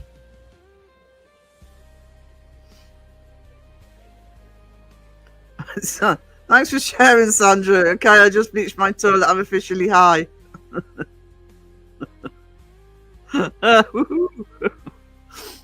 Rest home, just lay down, close your eyes and rest. Hey, live stream's still going. You're going to watch that new... I haven't watched South Park for a while, actually. Is it on... is it Paramount, this one? I've got Paramount. I like waffles with maple. Oh, don't start. Sarah Waffles. Yeah. I'm a waffler. Stop the world, I want to get off. It's just chatting with friends. It is. Whether you've got 10 people in your chat or whether you've got 20 or 30. Do you know, it's funny because it's actually Crow that told me this. He says the truth. I went over 50 Saturday, I think. And there's people who sort of look at people like Sag and Beardo, etc. Get hundreds in their chat, and you get over a certain amount of people in your chat, you can't do this anymore as much, Sarah. Oh no. So I'm not greedy about how many people I have in.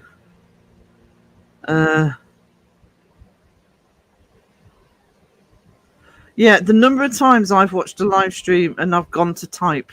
Oh shit! But often, if I team rewatch a live stream, it's because I want to. I often I'm team rewatch on Kenny's, sometimes on Justin's as well, and I'm okay with just having it on like a radio.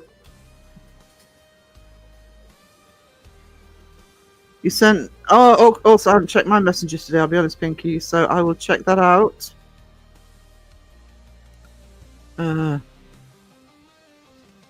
He was having nervous tics just doing those phone calls. Yeah, it's... If he's not comfortable doing it, he shouldn't do it.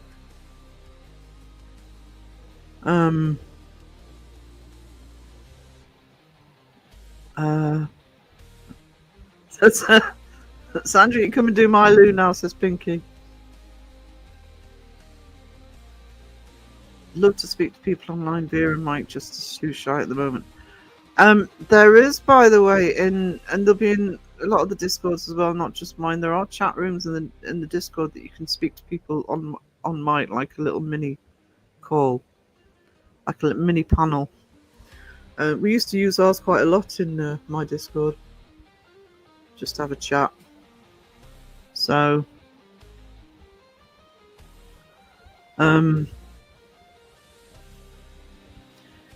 if people only knew the shit I've been through and all the crap I've had to endure, this community is a godsend. It is, and I think that's a lot of people will say the same thing. And as much as all of us in one way or another have to deal with the, when the drama's going on and all the people who just launch on it, you come into the chat. We rarely have problems in this chat, rarely.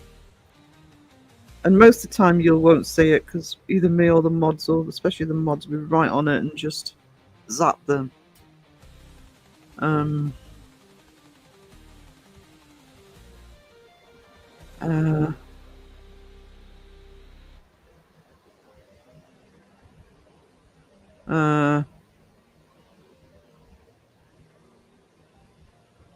Well, Wayne, we've met your sister, so we can guess. Mm-hmm.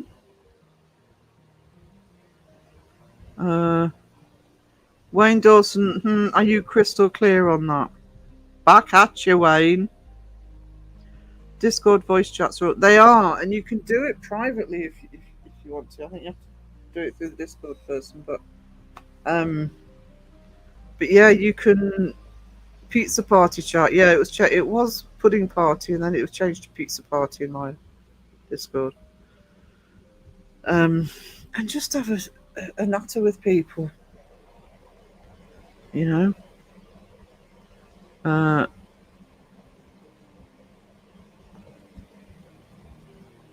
That's my Discord. I'm really in it actually, but that's my Discord. I'm thinking of revamping it, guys.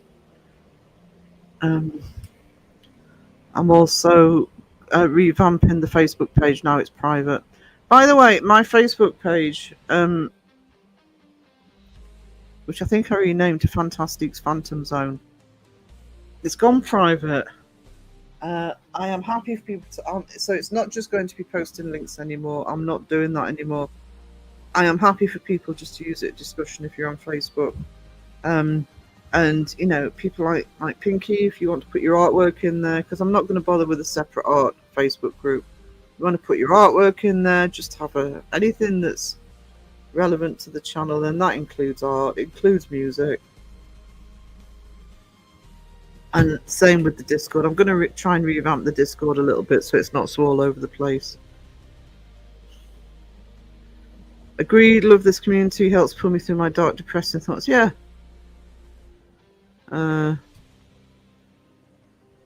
Pizza Party. Yeah, it's what Phil called the live chat in the Discord. Pizza Party.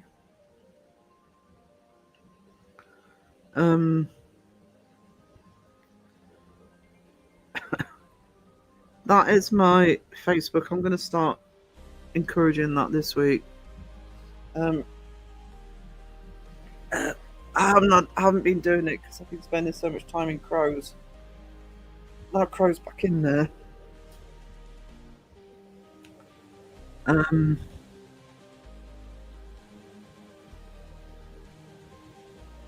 don't know who Wisdom is. I don't have a tracker on him.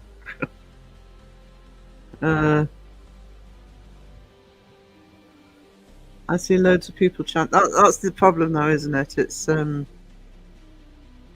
I mean, in mine, there's more than one chat group. We can always add more. So, if there's somebody and they say, "Oh, come and have a chat." Oh, there's Wisdom. The other thing is, I can always do private Discord chats. I'll just put a time up and say, I'll be in the chat if people want to come in and have a chat with me.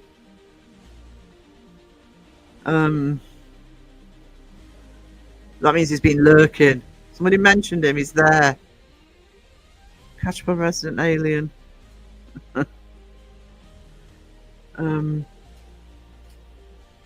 But good night, Laura. Good to see you, sweetie. I've got the hiccups. Please continue your Resident Alien wisdom. Yeah, you got Mike's permission, Wiz. There you go.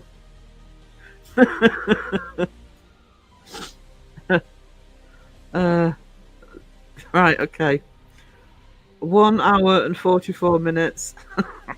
It's taking me to get to the bottom of the chat tonight. Awesome.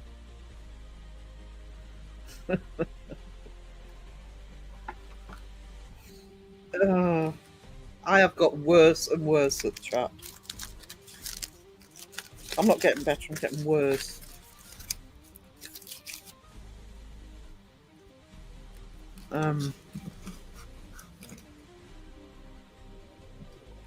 I've earned all those dings. That's a new record. It bloody is and all, isn't it? Smashed the last record.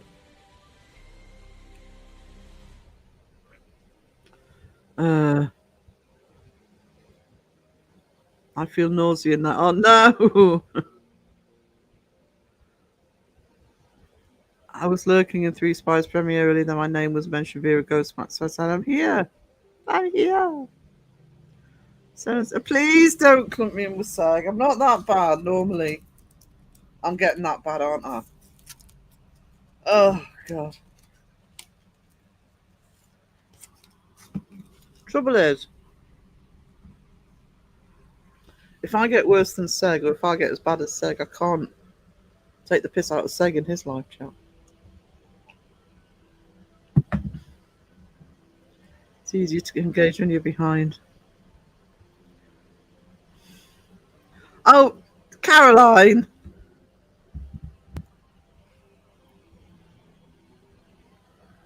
That was mean. Don't make excuses for him.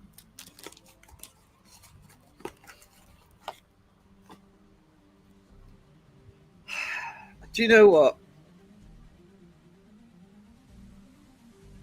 He did a live stream last week that he knew could be a bit controversial. I think it was the one week about the whole Colin thing. And I moderate for Seg now. And they had 400 people in. Okay, now. Crow was zapping comments. I hadn't even seen them.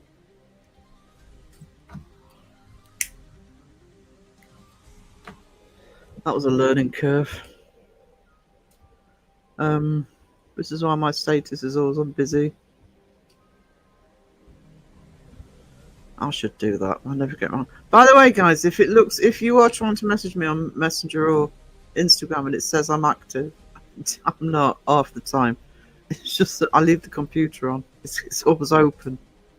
I really should hide mine so I don't confuse people with that.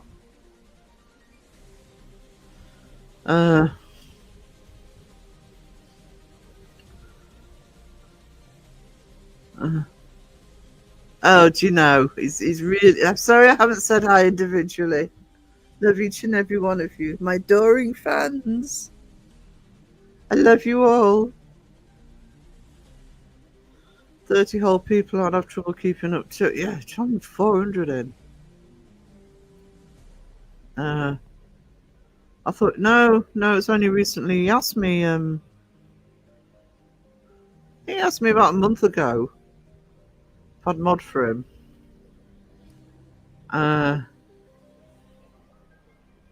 Then he didn't. That's why I made a joke about initiation. Didn't do it. So I thought, well, yeah, fine. If he decides he doesn't need any more mods. No, then it was one of his live streams, and he saw me in the chat. So, oh, Sarah, I need to make you a mod. I haven't done it yet. Okay. Happy to do it. Of course, it's one way of keeping me in Seg's live streams. Missed to go live at 1 o'clock in the morning.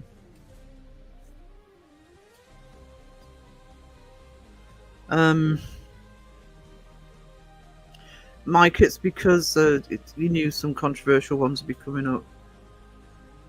Always good to have an extra pair of hands if you think there's going to be problems. Crow was like fucking lightning when that chat first started. I know he's been modding for 6 years, but because there is a tradition with, it's not happening so much now, but there is a tradition in this community that when you start as a channel, you know, you help out with modding for a bit. And Crow used to moderate some massive live streams. Yeah, I was seeing deleted by Crow Judas, and I'm thinking, I didn't even see that. I would look at the comment, because you can as a mod, you can see what the deleted comment said. I didn't even see that. But after about, I don't know, half an hour, it calmed down a bit, and I was catching them. Do you get an active state? You do on Instagram, Raven. Oh, speak of the devil. It's being nice about him as well. Bollocks. Randy, that'll help me get... Where were you earlier when I was like 15 minutes behind the chat? I could have crowed the chat a lot easier. Send me a link. Yes, boss.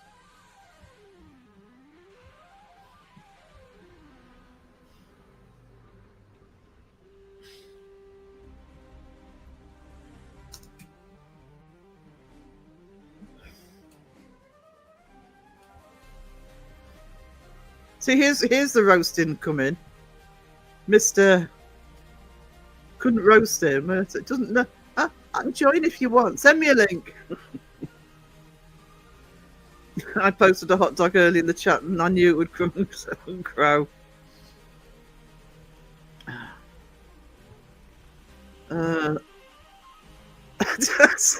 not high anymore. The crunchy nut cornflakes soaked up the bleach.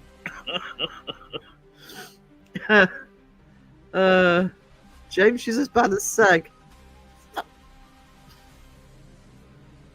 That roast is looking easier and easier.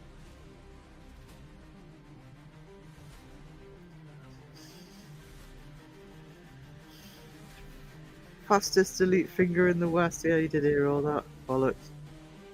Crow, you tell her. Crow is here. He bloody is, isn't he? Finally. Yeah, where's... Yeah, I know. He's been slacking recently. What does the crow say? Whatever the crow, bloody Captain Crow to the helm. Oh, dear. There goes Wiener, and he's saying hello to everybody. Oh, it's awesome.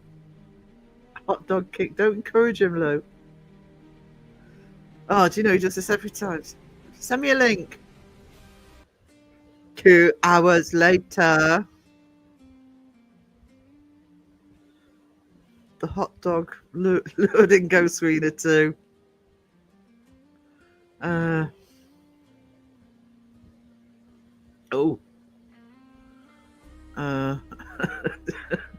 damn Crow being bossy. Yeah, thank you. See, Raven knows. She knows Bossy Crow. You know that lovely Prince of Debunkers that you all think so amazing? Morning, Ghost Wiener. I'm not high anymore.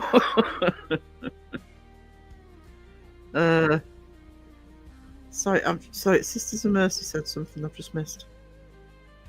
Heck yeah, love the Sisters of Mercy. Just made a music video for Amphetamine Logic. Released yesterday.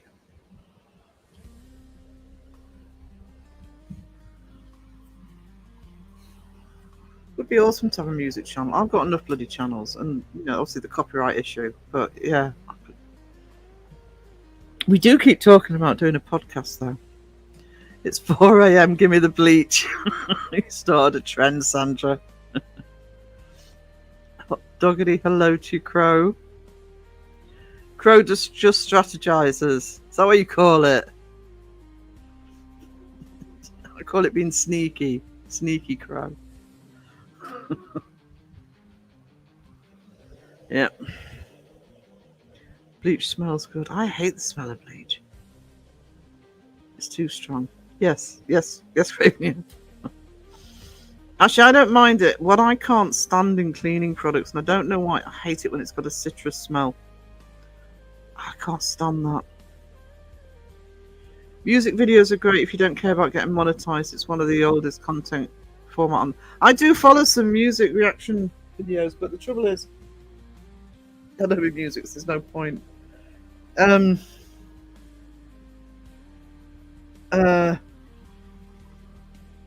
Sandra must work for the NHS, only nurses drink like that. I'm not monetized, I can do tributes. Right. The only thing I'd be careful of, Lou. Hang on. No, seen it. Should be here shortly. The only thing I'd be careful of is if you are looking to be monetized in the future, you'll have to take those down. Take it from somebody who got demonetized in a week. Heads up, guys. Hello. Hello. Hello, Moto. Hello, Moto. Mike likes the smell of petrol. I do too. And Sandra's been getting high on bleach. Oh man, I don't want to say this. Never mind. I was going to say something, but I don't know. Never mind. Are you gonna say I did some something bad stuff when I was a teenager. I was hanging with the wrong crowd. Put it that way. I saw there's a comedian I'm following on Facebook, James something. I can't remember what his second name is. Sadly, I really enjoyed him, a Scottish comedian, and he was talking about when he was younger. Him and his friends used to, once his parents went to bed, they used to go out into the garden and smoke weed. And being teenagers, they thought that if they took a load of deodorant out with them and just sprayed everything, they wouldn't be able to smell. The parents wouldn't be able to smell the weed on the next day. Right. And he said the next day that he went down to the kitchen, his mum looked like thunder, and he's like, "Oh no!" Oh And man. she sort of looked at him, and she held up this deodorant can. Right. But what she thought, she didn't know they'd been smoking weed. She thought they'd been sniffing deodorant. Oh my gosh. So kind of backfired on. Yeah. I tell you what, I got some Old Spice deodorant recently. I just had to throw it. I bought 2. It came in a pack of 2. I just threw it away because it smelled like fucking gasoline. It's so strong. It burned my armpits. I had like wiped the deodorant out of my armpits. It was horrible. Oh my god. So not just that's half the time. That's the bloody perfume they put in it, or the scent, or whatever. I got it because it was aluminium free.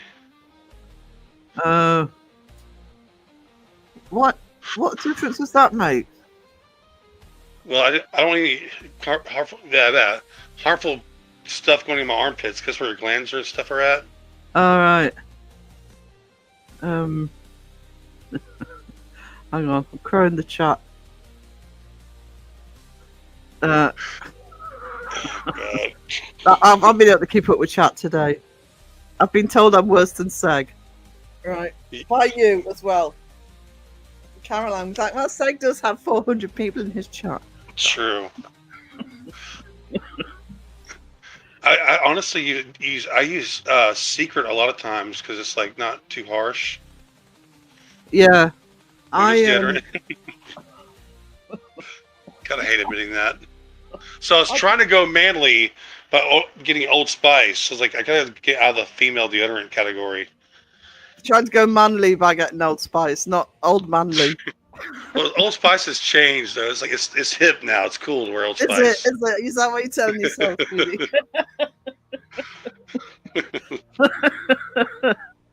My papa used to wear Old Spice. Shit stinks. Hey, can I ask you guys in the chat? Do you guys remember Joe Van Musk? I used to get a huge bottle every year for Christmas of Joe Van Musk back in the day. I've not heard of that. I want to buy some just so I can smell it. I love musk though. It's musky. It's one of my favourite scents is musk. Musk. I'm also an old hippie, so I do still buy patchouli as well. Oh, no, ma'am. No, I can't help. I think it's more nostalgia than anything. You have to be really True. careful Okay. with it Okay. because otherwise it really reeks.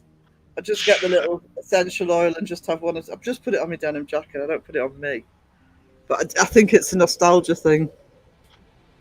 Essential oils and cream. What do I say? Old hippie. Hey, I'm sorry if it sounds bad. This is my headset to the phone. My other headset broke, so I have to use my phone. You sound better than usual to me. Really? Okay. I can hear you loud and clear. Thank you, Sky, for the gifted. You are a treasure. Hey, Sky. Ganja Mama says, my grandpa wore Brute and Old Spice.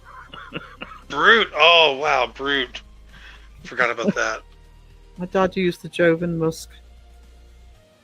Really? That's cool. I mean, I'm going to buy some just for old time's sakes. Every year get socks and Jovan Musk. Lou, do you have potpourri too? No, I don't have potpourri. I do have joss sticks though. I have to be careful with them now though because they make me cough now, so I don't use them very often. What? Joss stick, just burning incense. I can't do that anymore. Right. Yeah, I can't. No, you have asthma. You can't do that. No, you can't. I can't with mine with COPD. Even candles or like Glade plug-ins, none of that shit. Oh, I have can't to be bear careful the with laundry detergent I use as well. Mm. Well, I was saying, I don't know if you were around, I was saying I can't bear cleaning products that are citrus scented. They really set me off. I'd rather just have them no smell at all. Tina likes patchouli. Thank you, Tina. Not alone. You miss me. Somebody missed James. Sky wants to play Aquavel versus Sheila. I have a big old bottle of Adidas. It's like Adidas cologne. It's like sport. I forget what flavor or scent it is, but it's like Adidas Sports. That's my favorite. And it's cheap. Cheap helps, doesn't it?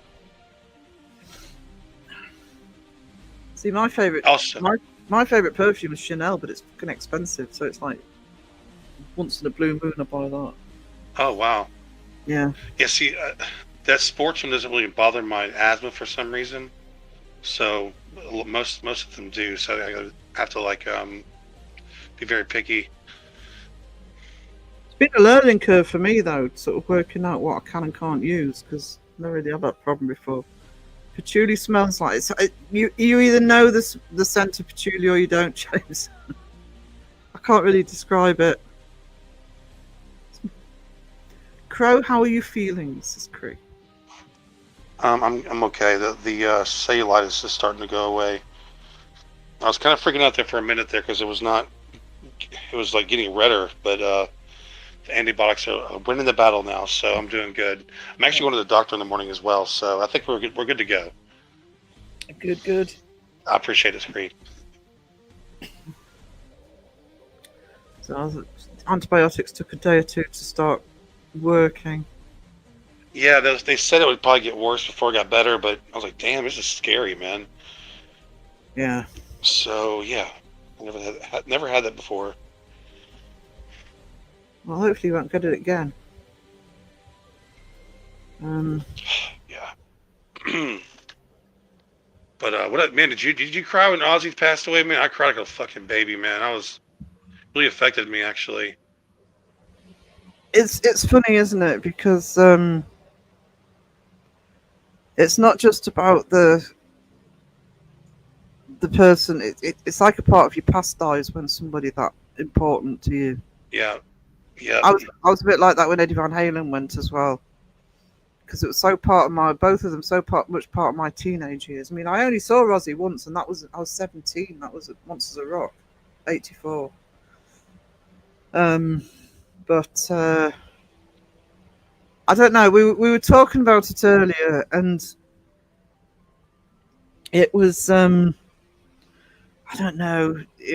I think my first thought when I heard was, well, he'd just done that final show, and it's almost like he probably held on, even unconsciously, probably held on to do that final. And Did you hear his story about that? He said that he basically had to come off of his pain, all the pain medications he was on, because with the pain medication he was like numb and he couldn't sing or anything. So he came off all of his meds so that way he could do the concert.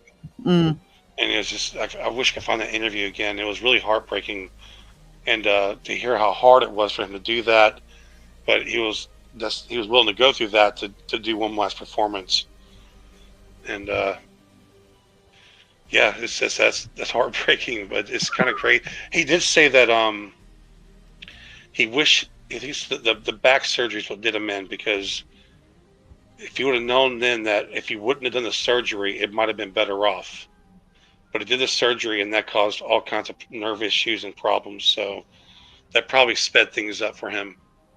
yeah, that can happen though with surgeries, though, can't it? It's weird, but you don't know until you have them that that's going to happen. But yeah, James says Ozzy was a gut punch. We had AV Stevie in earlier, and they're doing a tribute podcast tomorrow on his channel. Oh, cool. But yeah, I mean, I was trying to think earlier of, who else from that era would affect me as much, and yeah, I mean, I'd be sad with a lot, but it's a bit like sort of Lemmy and like I say, Eddie Van Halen, people like that I don't know, it hits big. It hits really big. And of course, frustration growing as to what's happened on YouTube with it. Yeah. Sisters of Mercy says, I really felt like part of myself died. That's the danger, though, is sometimes you do. I mean, when it's somebody so important to your past, but they're still there you've got to try and hold on to the memories, really. He's lucky he made it past the 80s. That Oh, guy. you're not kidding. That's the other thing I said earlier. He was one of those people that kept going for so long. It's almost like he was immortal. He was just going to go on forever. Yeah. And then all of a sudden he's gone. Like, yeah, he basically created metal. So Yeah. he's been around that long. And think about this: like, you've been around bands. I've been in bands. Bands don't last very long most of the time. If you're in a band that lasts more than a few years, that's pretty amazing. But to still be a musician, what is that? 50 years later? Yeah. It's insane that he went on that long. I think, Hey, did y'all see that?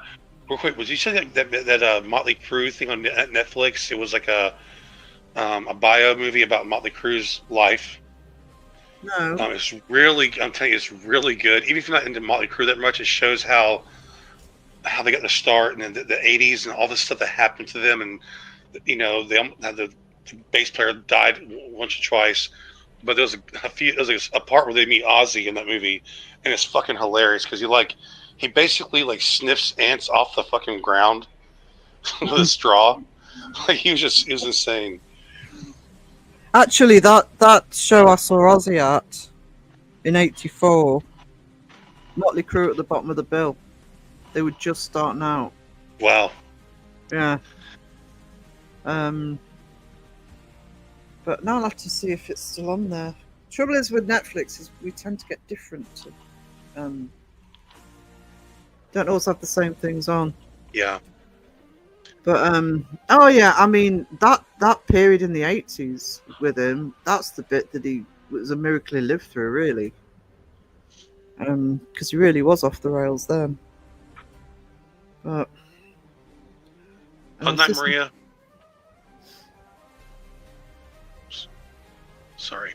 Hey, you're further on in the chat than I am, you bugger. Right. It's easy for me because I'm not hosting, Um, Mr. Lop. Sorry, I really felt like part of myself died. Yeah, I've just said that. Yeah. So God's sake. I was surprised at how much I cried. You did, yeah, it's just for me. It was like, oh my god, somebody. Actually, I felt a bit the same way with Lemmy. You kind of figure the role was going to be there, and all of a sudden they're gone. Even though he had health issues, etc., you still kind of expected him to. It's weird too. Well, I don't know if it's weird that we're doing that Planet Caravan song. Mm. I didn't. That when it's almost we're getting close to getting done with it, but when that happened today, it's like now I really want to get it out there to be a tribute to Ozzy. In our own little small way. I know it's gonna be nothing. No, but I think that would be great. I actually didn't mention it earlier because I couldn't remember if you'd announced it on YouTube or not, or whether But that'd be awesome. And what I've heard of it so far, it's I love that. So it would be good to get it out there as the trib. That's a better way to tribute to him than going about bloody Huff. Yeah, it's just weird. When we started the project, I didn't even think about him. I thought he'd be around for another 5 or 10 more years, at least. But yeah. We're going to throw more Ozzy clips in there and make it more of a tribute video as well. But I wait for Joe to do Joe's doing the solo at the end. Oh, awesome. That's pretty much all we need, and then the video part of it. Yeah, Sister said he lived way longer than he should have with all the drugs he did. Let's be grateful for the time we had. I mean, the fact that you had Ozzy Osbourne until he was 76. Pretty amazing, really. I mean, people keep going on about Keith Richards, but,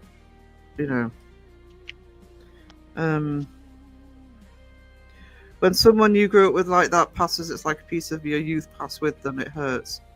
No, we didn't know it personally because we felt it. It's like a bit of your past is sort of gone, but what you have to try and remember is it's still there as part of your past. For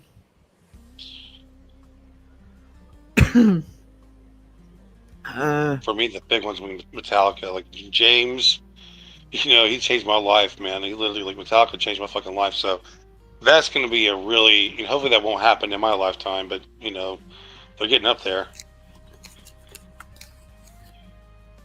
Trying to think, yeah, they'd be, what, in their 50s? Late 50s? Late 50s. Well, they're probably about my age. I'd love to meet James at least one time. Well, hopefully. Robbins Williams' death hit me hard. I think that's the same thing. You don't expect it. The one that hit me the worst so far was when Dimebag got shot on stage back in 2004. I'm sure any Pantera fans here, but man, he got shot on stage and woke up to my friend called me just crying. I'm like, what the fuck, but to get murdered on stage doing what you do. And he was like the funnest, coolest, nicest guy ever. Yeah. And it was really weird with that is he was murdered on December 4th or December 8th? I can't remember which one. That's the same day that John Lennon got shot and murdered. The same exact day. It's just so weird to me how that's the only two rock musicians to ever get murdered like that, shot, was on the same day. December, wasn't it? December. Yeah, it is weird how those things sort of almost like synchronicity. I heard Mama, I'm coming home on the way to work this morning, was just sobbing down the highway. Jesus Christ, yeah. If you never listened to Ozzy much, like the Tears for Fears, what's not Tears for Fears? The No More Tears album, man, that's always a good one to go to. I know there's I really, because I grew up, I didn't like Ozzy growing up. I was always pro Metallica. I was against Ozzy for some reason. I don't know what it was. Now that I got older, I just rediscovered him. Well, I've got to admit, I didn't pay as much attention to Ozzy as a solo, but I did like Black Sabbath when I was a teenager. Yeah. Black Sabbath was a big. He did actually. He kind of went big solo when I was going big as a solo artist when I saw him at Donington. But when I was initially listening to metal as a teenager, it was more the Black Sabbath tradition than anything else. Mike says he created metal and showed everyone how the path is made. And just to keep going, like you say, bands don't always last very long. And there were other bands, there were other rock bands like Led Zeppelin and a couple of others, but he was, to me, he was, I'm pretty sure he was the first to do the darker side of it like he did. Oh yeah, I think so. The only other person I can think of, but it was not really the same part of the rock genre, was Alice Cooper. But Oh, right. it's not the same, not in the same way, not with metal. In fact, Alice Cooper was a lot darker in the 70s than he was later on. He actually went less. He's still going, isn't he? Yeah, he's still going. Steven Tyler was singing at that Ozzy concert. He's 77 years old, and he's sounded great. He's got a great set of pipes, though, hasn't he? If you can keep his vocal cords in shape. I love Aerosmith, man. I love Aerosmith, though.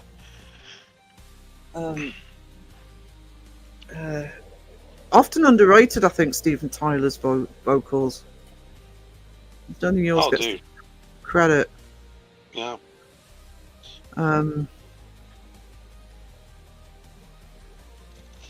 I've been lurking, dozed off. How rude, Mariah. How dare you doze off in my live stream? That's my job. I love Ozzy. It's really very sad, but I must say goodnight. Going to watch Lucifer? Oh, I love Lucifer. Go to bed. I'm going to sleep, says James. It's 4 a.m. Yes, it is 4 a.m., sweetie. He's been complaining about dropping to sleep since he came in. Bye. Good night, guys. Be weird. We promise we will. Making me. I'm sorry. It's because I forget they're there.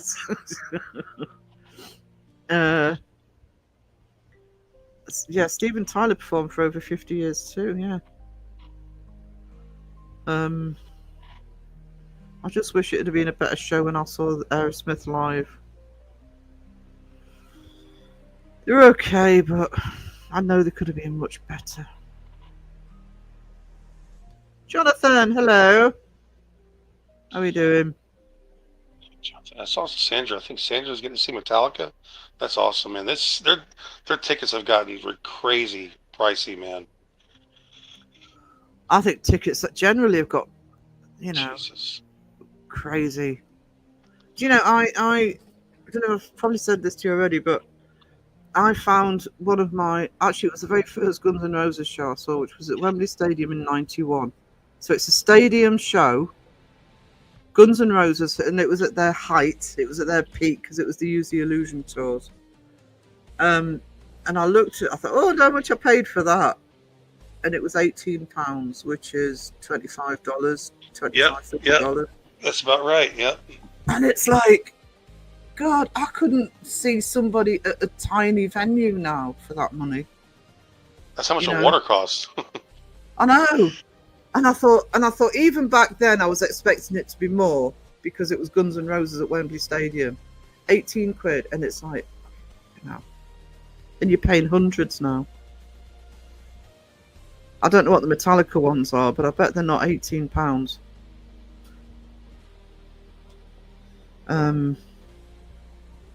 But that being said, the thing is, there aren't many, but there are some people I think, yeah, I'll pay it. I've only seen Metallica once. I haven't been at a concert in a while, man. I really miss them. I haven't been in forever, but I'm not in the right place to go now. I don't know if I don't know if I can be in the crowds, anymore like that. It just kind of freaked me out. So I like the bar scene best because it's more close up, less people. I mean, it still gets packed, but I feel more comfortable there versus a huge concert. Well, actually, one of the one of the GNR shows I saw was in Germany, and I got caught in the crowd, and I had to be pulled over the front to go into first aid because it just a crush as soon as they started, right? And actually, since then, I always had a system at gigs, so I always know what to do not to get into that situation again. So I'm actually pretty good at the bigger shows to avoid that, because I kind of had to, because I wasn't going to stop going to the shows at the time. So got to meet Axel from Guns N' Roses. He was a really lovely guy to talk to, and when he was in a right mood, he was. Because we used to run the fan magazine, independent, but we had to deal with them. Anything that happened in the UK was our fault. So, Cemetery. Oh, sorry. Okay. I was going to say, Debunk the Junk says Cemetery Gates was an epic song. Yeah, man. Sorry, sweetie, what you can say? I think Sandra said the tickets are Australian $200, so I'm not sure what it is. That's pretty cheap, actually. That is cheap, actually, because it's about 100 quid. Yeah. I mean, you're probably 80 stories up, and I don't know, but you're still there. Hang on. Just crowing the chat again. So segging the chat as everybody keeps telling me I'm doing now.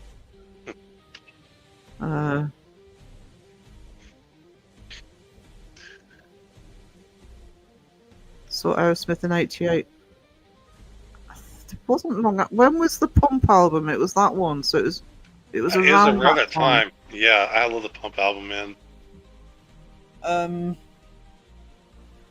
So, because I saw them at Wembley Arena.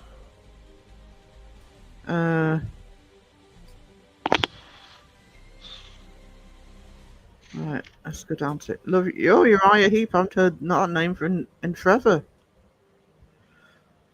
Ozzy had a great life. He did. I mean, he did have a good life. Our tickets for Nine Inch Nails were spendy. I miss concerts, but it would, for that sort of money, I can't think of that many people I'd fork that sort of money out for. If I'm going, I'm doing VIP, man. That's the lesson I learned. You get better bathrooms, you get better bars. It's worth the extra money. Yeah, actually, Bestie, when Kiss came last time, on one of their many farewell tours, I think she got VIP and she said it was so much better. Just the whole experience.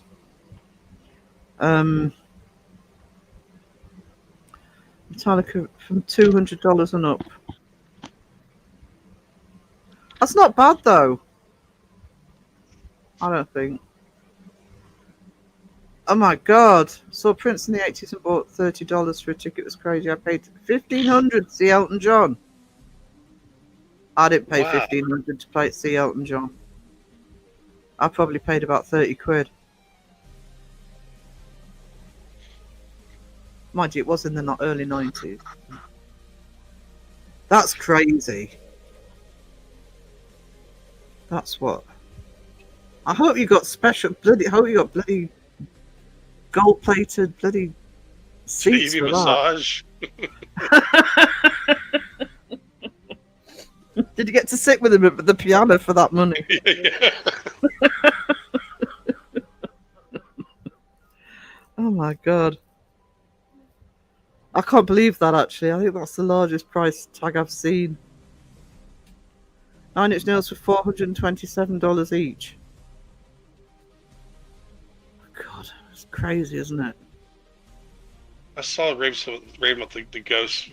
Yeah, that Ghost band. The band Ghost looks so cool. They have a cool ass mask and makeup, but the music, I just cannot. I've tried because they look so damn cool. I wanted to be a fan.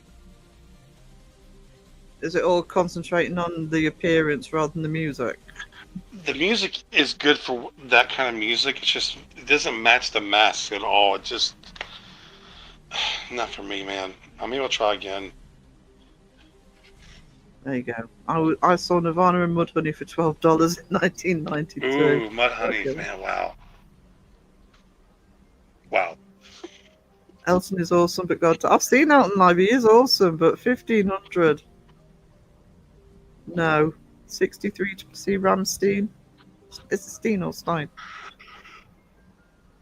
Well, Mike paid $400 something to see Nine Inch Nails. Holy shit. Yeah. Damn, Mike. Okay. Wayne says, I expect a free cruise for that price. Ganja Mama saw ZZ Top and George Thorogood in the 90s, $45. Wayne says, I don't mind ghosts, but I do find them a bit drab. Bland. Yeah, go check them out later, Sarah. I'm curious what you think. I mean, I I will. should try some more different songs of theirs, but I'm just now getting into Bring Me the Horizon. I'm like, damn, where the fuck have I been? Kind of behind on my bands. Oh, no, Bring Me the Horizon, but I didn't know Ghosts.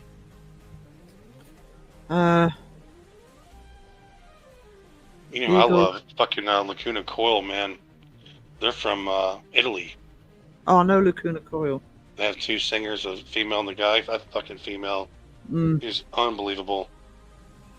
yeah, some pipes on her.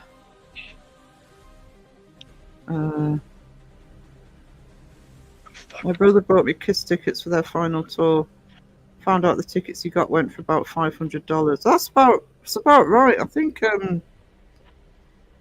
I'm trying to think in dollars wise. It wasn't much less than that Bestie paid. But that was for VIP though.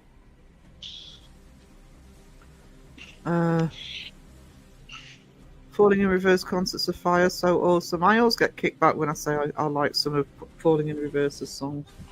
Yeah, it's funny. The females are killing it right now, man. Metal, like they're with Ginger. You got Ginger. You got Spirit Box.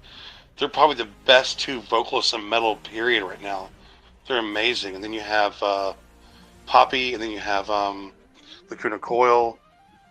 I'm missing somebody here. A lot of amazing female vocalists are coming out. Bad Omens, yep.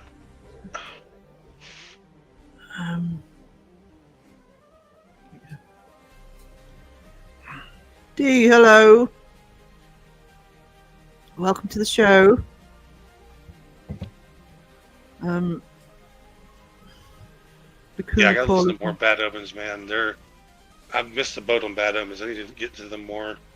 I mean, I'm really behind on music. I feel so bad about that. I'm bloody behind on everything. Music, TV, film. Because yeah, I spend all my time on bloody YouTube debunking community. Yes, me with YouTube.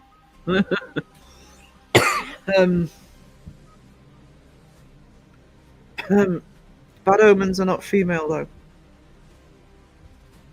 Oh, I thought Bad Omens. I thought it was a female. Arch Oh, Enemy. really? Oh, Arch Enemy. That's right. Yeah. She's. Oh boy. Pinky, you heard Bad Omens featuring Poppy. Sisters of Mercy. Can't tell you. I've seen Butch Babies 4 fucking times, and dude, I've the most impressive concerts I've ever seen. They go super hard. It's crazy.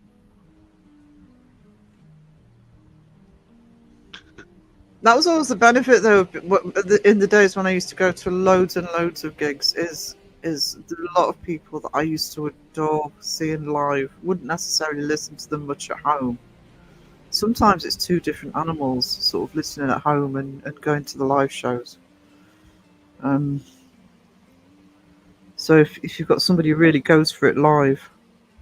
Yeah, female screamers, man, it's crazy. It's how good they've gotten, and like, they're just, they don't hold back, man. Straight Line Stitch is another one. Black female singer. What with the chat, guys? Can I have some credit? Raymond says black. I was at the bottom of the chat. Thanks, Mike. Krypton Entheus. I am light years behind, not just the chat, but bloody music as well.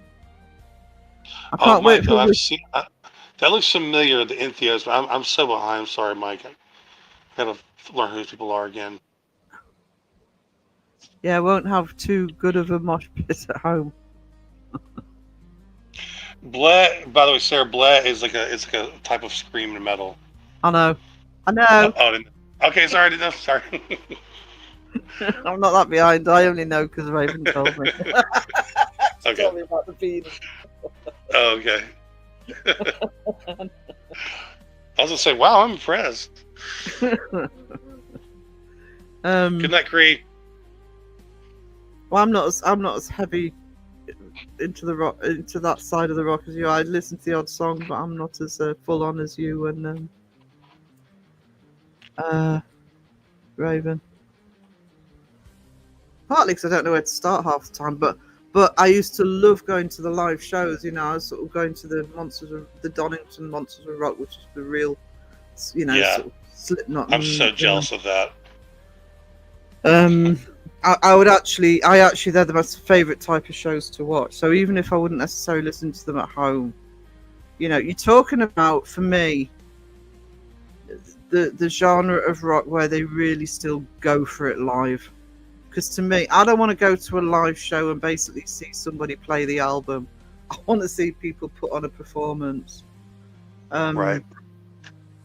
I mean, there was when I went to that Donington where Metallica were headlining. That's one where Slipknot were. There was who was watching, and it was an amazing show. I probably wouldn't listen. Don't think I've ever listened to music at home, but Monster Magnet were played, and I remember looking at him thinking, this is what they used to do in the 80s. This is how people actually used to automatically go into doing their gigs and really just putting on a performance, Mm-hmm. So I actually love, live-wise, some of my favourite gigs have been the really heavy stuff. That's why I love all kinds of music. I've seen all kinds of people live, but there's just something different about a metal concert, because especially if you just see them just put so much more physically, and it's totally different, man. I love rock shows too, but man, nothing beats a good metal show. No, it doesn't. I agree with that. And like I say, I listen to the odd bit at home, but not a lot. But yeah, you could take me to any metal show and I'll be happy, because they put the heart and soul into it. They're not phoning it in. True. There you go. That's a good way of saying it. That's exactly. And I also love the performance aspect of it. Me being me, I love the performance aspect. So when you're seeing somebody like Slipknot and you've got all the extras, it's a show. Like I say, I don't want to go, and I can put the album on at home and listen to it that way. Don't just read. I have a lot of metal friends that don't like Slipknot, and I still, because a lot of metal guys, especially death metal, they're very hardcore. So if it's not death metal, if it's not, you're a sellout kind of thing. And but I'm like, dude, the guys, they're pretty fucking heavy. I mean, I understand saying Metallica sold out because they went really super light on some of their albums, but man, Slipknot is saying some pretty sick shit, and they go hard. So I don't know why they still get this whole. I guess a lot of times you get successful and you're a sellout, right? So it probably comes from that. Oh, that's always happened like that. The other thing is you get people who get to.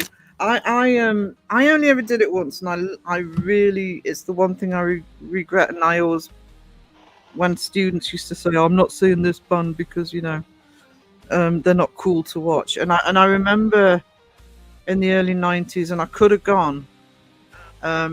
Nirvana. I could have gone to Nirvana, and the reason I didn't go.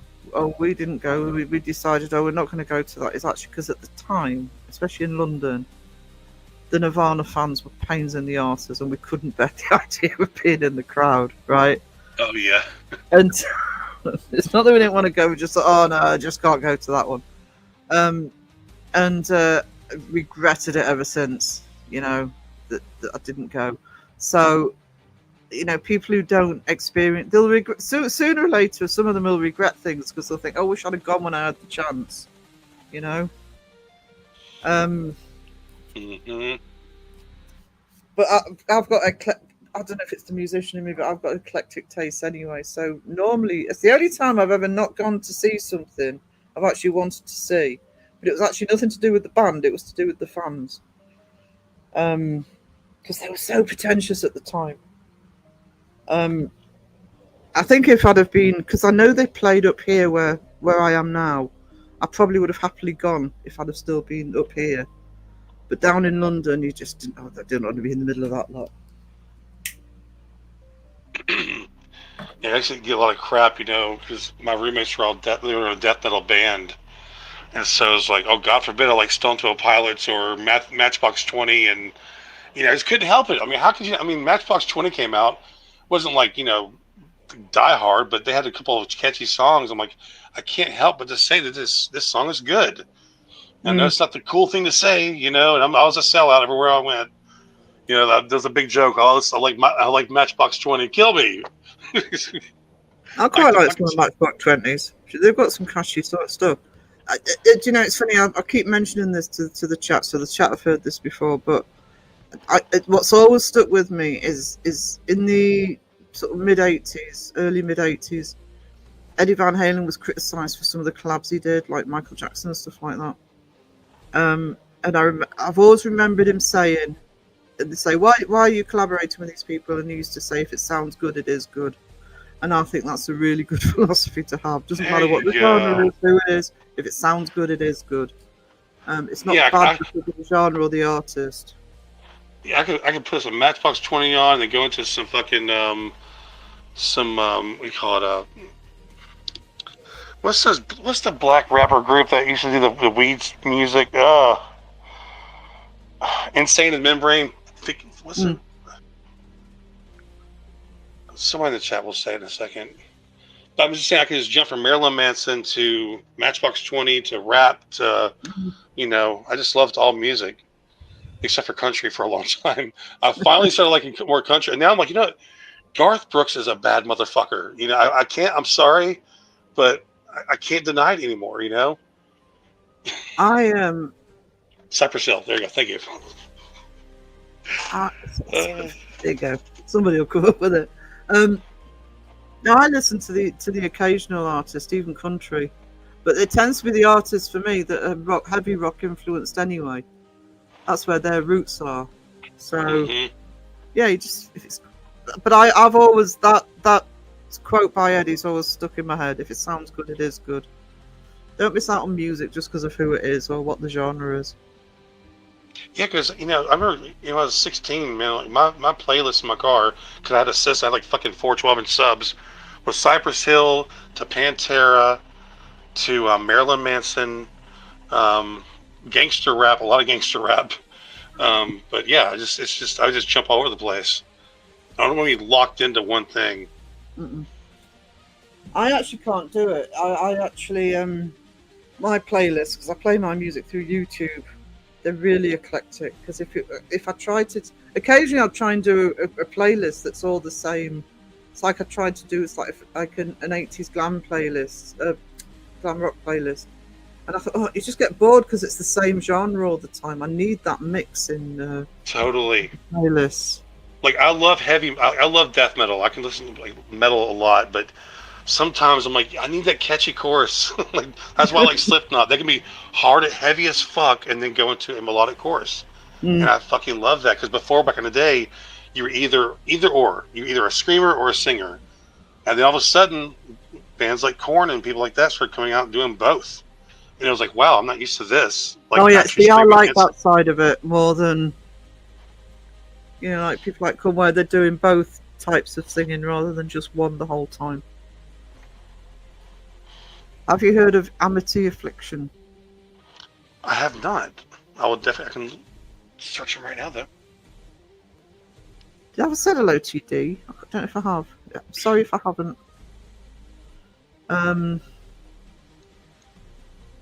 Set it off.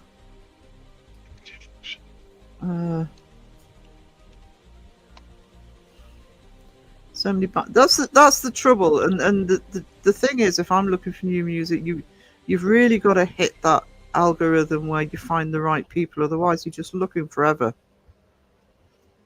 I love finding a new band. It just blows my fucking mind. I love that. Yeah. So I found them. Whoever said that, and I'll save it to my playlist so I can check them out later. I tell you what sucks though is if you find a new artist, band or singer, and you hear this amazing song, and you think, "Great, somebody new I can listen to," but then you realise what you've probably found is the best song. Nothing else quite adds up, matches up to it. I hate that. Sure. But can I say for that though? It's funny because I'm very guilty of this. The new Slipknot album comes out, I'm like, this sucks. This fucking, blah, blah, blah. It takes a while, because any song, I make this argument, any song that you hear over and over again will become good to you. Like, how many times have you been singing a jingle from a radio station or a famous commercial you hear all the time? It gets stuck in your head, right? Because it's like an earworm. Yeah. Most of the time, these new albums, you hear the rest of the album, you're like, oh, this sucks, because it's not that song. But if you actually just force yourself to listen to it a few times, it will get better. It will get catchy. But it is hard to be like automatically like, bam, oh, this is amazing. You have to give it some time. I in the days when I used to listen to albums more, because I'm listening through YouTube now, I'm not listening to albums as much as True, yeah. But when I used to buy albums, I would buy an album off one song. Oh, I love that song, so I'll get the album. And you really have to work at liking an album sometimes, but if you do, you often find that one song you bought it for isn't the song you're listening to much anymore. It's the other stuff on the album. I sometimes think when you've got to earn liking a song, they're the ones that stick with you. Yeah. True. Yes, Raven, you can. Corey is an awesome dude who is into awesome music. As soon as I heard he was into Napalm Death, I was like, dude, you rule. Yeah. Do you know, I used to do that all the time, Crowd. I don't know if you did this, especially when I was younger, is I often used to look at who the influencers were. There you go. Very important. I was going to say, my death metal friends, oh, who is that? What's Papa Roach? Oh, they're ripping off Slayer or this, and that. I'm like, dude, if you watch his interview, his influences were Slayer. They were a lot of these guys that play, even like they're hard rock or new metal. They grew up with Metallica, Slayer, fucking Cannibal Corpse and all this stuff. They grew up with that. So I think sometimes people just get a little like, I'm team this, I'm team that, and they can't. But most of these guys grew up with, Corey loves all the heavy shit. Yeah. The Sepultura. I mean, if they've got a good, what do you call it? If they've got a good influence catalogue, if you like, you can see where their inspirations come from. I think that says a lot about people. Even if it's maybe stuff that you wouldn't normally listen to, you can see, okay, now I can see where you're. I mean, sometimes I can listen to a band and think, oh, you've been listening to this person or that person or the other, and that's fine. I don't get why it's like anything. It doesn't matter what it is, whether it's music or art or, movies or whatever. Nobody creates in a bubble. We all create from what we're influenced by, what we like. So a lot of the music I do that I create now is most of it is melodic or on the softer side, because that's what I love now. I love the songs that have feeling to them, where you can actually get out more expression that way. But then again, I love death metal, I love heavy metal, so it's okay. You can like one thing and do the other a lot. So I like Johnny Cash. I always like Johnny Cash. Yeah.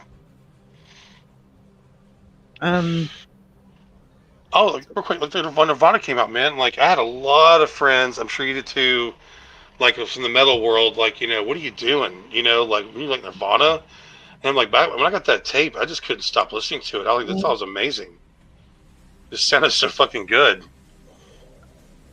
But You know, if it's good, it's good, right? You know, I don't just not listen to it because I like metal. Oh, good, it's good. Yeah, absolutely. Sisters said Pandora was a godsend back in the day. That's how I found out about all the bands I love. Yeah, that's the other thing is when I've got into a band and I've found their influences. Often I would look back at their influences to, you know, see what anything I might. You know, if you like a band and they recommend somebody, you're more likely to go and think, well, I like them. Let's see what this band's like that's influenced them. It's a good way of finding new music. And because YouTube is cool, is that a lot of these bands that we grew up with, if you think about this, like how many bands you've heard over the years, like one song here, one song there, but YouTube has all these full albums on YouTube now. You can literally go listen to the full album for free. Yeah. So now I'm going back and listening to all these albums that I never had because I couldn't buy all these albums. But that's cool. It's all free now. Yeah, I mean that's actually why I pay for premium, because I just listen to all my music through YouTube. Hey, stop it, guys. Cats behave. And yeah, you can get so many free albums on YouTube for just about everybody, really. It's been a while actually since albums have, until YouTube started doing that more and more. It's been a while since albums have been that easily accessible. You know, you're not having to go out and buy the full thing. You can actually listen to the whole thing. Yeah. Yeah, I mean, it'd be nice to be able to buy it and support the band, but you know, it's expensive. I do still, if it's something that I really like, I will still buy the occasional CD if I really want to. But no, it's the other thing is technically we know how YouTube works. Technically, you are paying the band because you know a lot of the bigger bands have got thousands. I mean, I see independent artists that haven't got a deal. There's a guy called Peyton Parrish who does Viking rock. And you know he's got like I don't know. I haven't looked at him for a while. He had about 600,000 subscribers. You know, these bands don't even have to be signed. They can. The newer bands and artists can get a YouTube channel. If they're getting hundreds of thousands of subscribers and millions of views, they're earning from you playing their music online. So it's an alternative form of income, really, isn't it? Yeah, it's true. Shadowcat, not hello, Sarah. Oh my God, Crow! Hey, Shadowcat, and also want to say bye to Wayne and Tina as well. Bye, Wayne and Tina. I'm behind again. Hey, Sarah. Oh my God, Crow. Hey, Sarah. Yeah, Patricia. ACDC still rule. Hell yeah. Yeah, I'd like to see them live sometime. I saw them. That Aussie where I saw Aussie, they were headlining.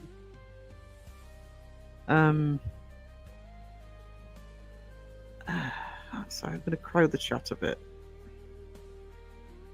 Hey, there's a crow up there now. Where have you been? Too busy watching Resident Alien. We summoned the crow. Resident Alien. I need to watch that. I've heard of that a couple times from people. Original lineup of Napalm Death was amazing. Oh yeah, Napalm Death. Oh God, Crow's even typing in the chat while he's on the panel. You bloody show off. My computer now, you know. So I saw you did Shadowcat. I'm only kidding. I would buy Crow of Judas music. You need a marketer. He's got one. Oh my God. He's talking about you earlier and all. Hey, Justin. Monkey boy in the house. Monkey boy. Oh, God. We're, do you when you go to concerts, Justin, do you still wear your sweaters? Do you wear your jumpers? I actually went about late 80s, early 90s. About late 80s, I think. I went to see The Damned. I love what? The Damned. The Damned, the punk band The Damned. But Okay. they're huge in the UK in the sort of late 70s. And so you're talking about sort of 15 years on from when they started that I'm seeing them live. So you kind of think, oh, I'm going to see The Damned. And we were big rockers, so we thought better tone down the rock outfits because it'll be all punks there. And I mean, it was a fantastic show. They were just still as amazing as ever. But half of the audience were in bloody. It's like they just come out of working from a bank, which they probably had because it was an older audience, you know. Yeah. Yeah, I've never seen so many sort of jumpers and casual. I saw one or two people who are punks, but weird. Maybe Justin was there. You see, The Damned at Justin's way too Brixton posh for Academy. punk. I never get to see Crows. I was on in the middle of the fucking night. I know. I'm sorry. I seriously, as my commitment to you guys is to do more normal human being our lives. I promise. So, I promise. Don't come in, Shirley. Hello. Oh my God, Sarah. Hey there, Sarah and Crow, by the way. Oh, he's acknowledging us. Hello. I never got into punk too much. I mean, a lot of the punk was just, I don't know what it was. It was the musicianship wasn't always there for me because I was, you know what I'm trying to say? Like, I'm not trying to insult the music, but some of the punk music was like that the singing was out of key, and you know, the American punk was very different to the British punk. Oh, okay. Yeah, I didn't listen to masses of it. It wasn't until I was into my 20s I was listening to punk. But for me it was mainly the Damned and the Stranglers, a little bit of Sex Pistols, but we also had punk bands that kind of crossed over into that sort of 80s mode, so you know, Psychedelic Furs, people like that. So I think I did like the attitude though. Even though I like the musicianship, I did like the fuck you attitude. Yeah, which is more what our punk was about. They were never about being in tune. Yeah. But the Damned, I mean, Dave Vanian's got an amazing voice.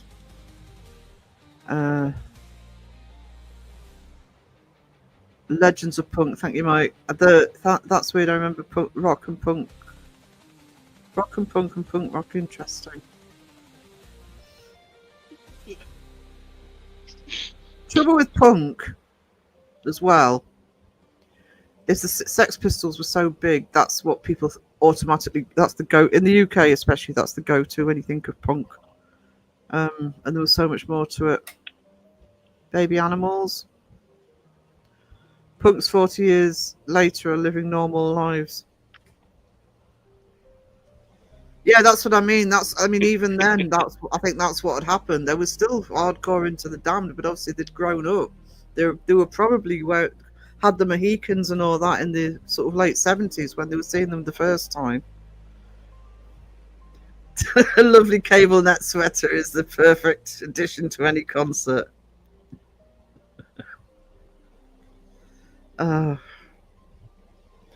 When are we going to have a movie night? You ask him. You tell him, Pinky. I know he's got the movie ready. The Damned was rich. Justin, shut your face. So, do you know that roast is going to get tougher and tougher for you? Movie night for sure. Soon, very soon. Okay. Probably what is today? Thursday. So let's shoot for this weekend because I'm getting a lot better already. So maybe this weekend I'll be ready to go for the live stream.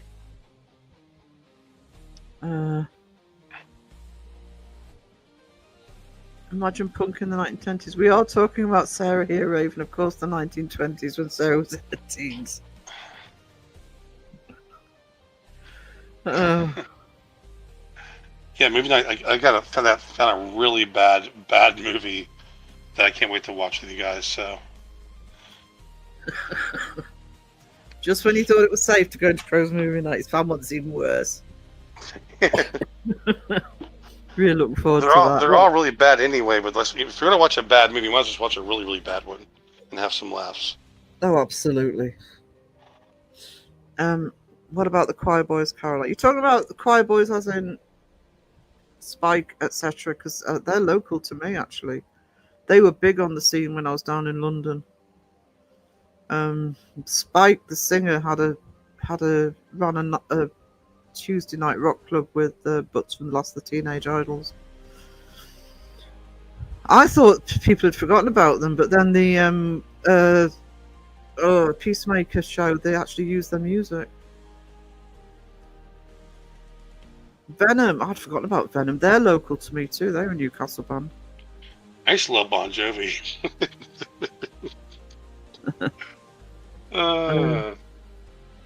Getting Black better Flag. for it.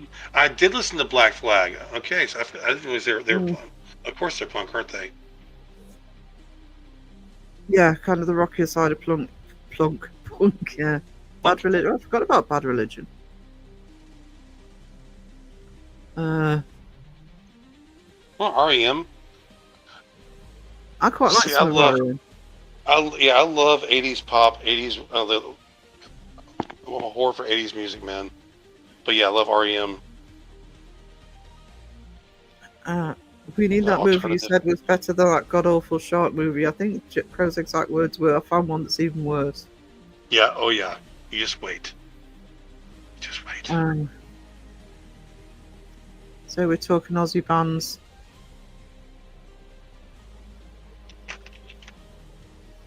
Don't know that many I'm Aussie actually- bands. Actually. Midnight Oil. I'm actually looking forward to Justin seeing this fucking movie. I can't wait to show him. Yeah, you've got to be in chat, Justin. I'll have to remember. See, if we go our time, in American time, Justin will be asleep. So maybe we have to do it twice. I don't know.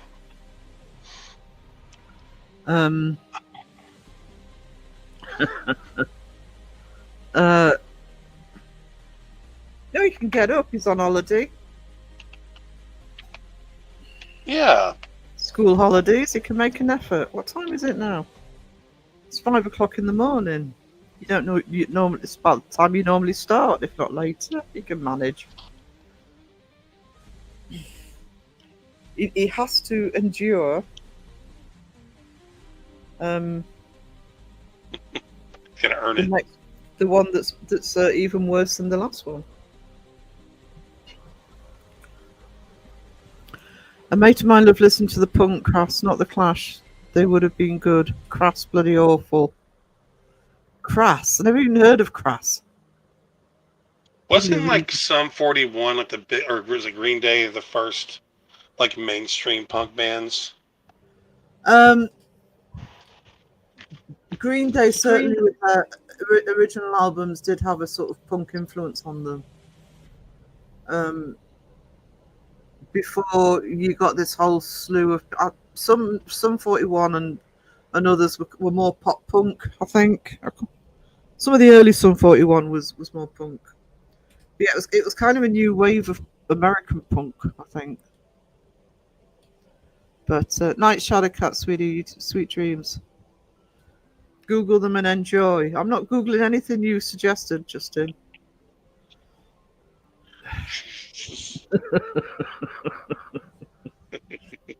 I know when I'm being set up.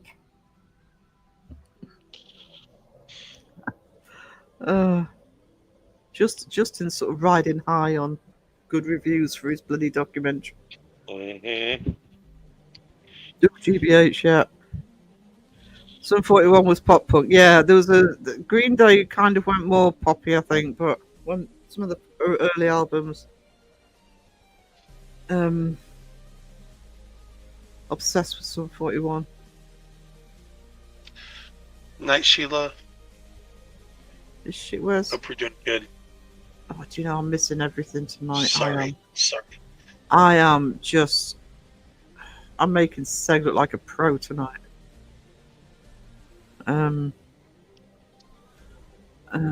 Night Sheila, I'm sorry, I missed the good night. No setup. Crass was an actual. Oh, I believe it was an actual band. An art collective and an anarchic punk band. How can you be both an art collective and an anarchic punk band? Actually, you probably can. Crap. Hey, Carla. Hey, Carla. Green Day. Yeah, about mid-90s, I think. There you go. See, when somebody comes in, I can get to the bottom of the chat. Third time tonight. I've only been going 3 hours. Should have a drink. Oh, everybody's saying hello. I don't know. I mean, I've tried listening. I mean, I'm not a massive punk fan. It's only one or two bands, and I tried listening to some of the American stuff, and couldn't get into the American side of punk very much. A little bit of New York Dolls, and obviously the Ramones, but Yeah, I'm weird. I don't know. Either I want it heavy, or I want it like alternative and weird sounding. I'm not really like a rock guy, like just regular rock, you know. I'm not a fan of just regular cock rock. This doesn't do it for me. It has to have some balls to it, or it has to be like weird or alternative. yeah. I quite like the industrial edge to music. Ooh, yes. Which I'm with you there. ironically, my love for that came from Tom Waits, because he went through a heavy industrial period, and so when there's that industrial tone to it, I actually love that. I absolutely love that.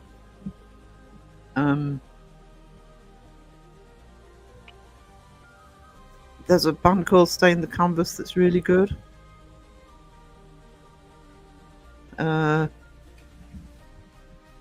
So yeah, something that sounds a bit different, because at the end of the day, you know, you could talk about your sort of Bon Jovis, etc., but then it just gets so samey. If that sort of cock rock, it's just there's no variation in it. You know, it's almost like rinse and repeat. Doesn't matter who's singing it. We're talking music because of Ozzy's past. Yeah, that's how we've done it before, mine, honey. I love Tom Waits. I'm a big Tom Waits fan. He's one person that I've never seen live and probably would make an effort. But he so rarely comes to the UK anyway, even when he was touring. American punk is really yeah. It is tame in comparison. Like, I still listen to a lot of Queensryche, man. They've been gone for. I mean, they're still around with that singer, but I still constantly listen to the first two albums. Like, just like I can't. I've seen Queensryche. I'd forgotten all about that. Really? Wow. I think I saw them at the City Hall in Newcastle.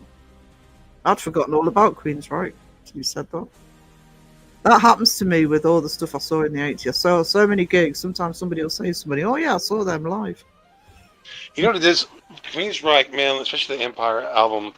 I guess my stepdad, he loved them, and when I listen to them, it just reminds me of the old days, those old rock days, and you know, it's like more like nostalgia, I guess, as well. Plus, it's an amazing fucking album. They're amazing musicians, and I'm actually still shocked too. You listen to these albums from the 80s and 90s, how good they fucking sound. You know, I mean, I know we had pretty good technology back then, but they sound fucking amazing. There was I actually got to be honest, I don't know how they mix recordings now when they're making recording albums, whether they still use the same sound desks, but there was a real art to doing those mixing desks in the 80s, and if you had a good producer who really knew how to bring the sound out and all the different levels and all the different instruments, tones, etc. I don't know. Do they do it digitally now, or do they still use the big? Yeah, it's digitally onto a hard drive, and it's like, but back in the day, like Metallica, when they did Black Album with Air Sandman stuff, that was still on reel-to-reel tape. So if I said, "Oh, hey, you know what, I messed up right there. Let me cut that part out and put it new," the guy had to go literally physically cut that tape, and put in the new drum fill and splice the tape together. I don't know how the fuck they did that. I mean, it is so seamlessly as well. Now we're spoiled. Now we have software where if I want, like even today, I was doing the song for the Aussie song. I can just cut my part, like literally just cut out the part of the vocal I don't like, put it in the new one, and you could never tell. Yeah. And I even thought today, like, how spoiled are we on this shit? It's amazing. Well, I did radio for a while, and when I was doing it, no comments from you, Justin. When I was doing it, it was still that's the way we had to do it. Was cut the tape to piece the show together. Wow, that's amazing to me. Yeah. I'd forgotten about Like- Bad Religion. Need to look at them again. Like you can actually dub in now. If there's a part I want to just dub in real quick, I can just literally wait for the right time and just click the button and just put it in there, and you would never know. You can't even hear the button go. It's seamless. Mm. And then I could sit there and put any fucking effect on. I could put any guitar cabinet in what size room, what kind of room I want to put it in. It's insane. It's fucking insane. Before you had to have a whole room full of electronics to get that effect. Actually, I like what Sisters of Mercy just said. They did shit way different back then. You had to work hard to sound hard. Mhm. Yeah, because they had to put the work in.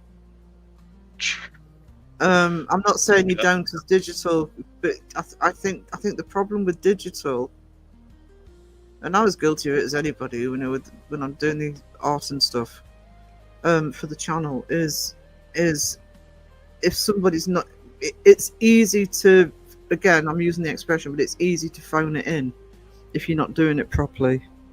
Right. It's a lot harder to do that when you've got this sort of massive mixing board with like 200 dials on it, and you know, like you say, cutting and splicing tape. You got to do it right.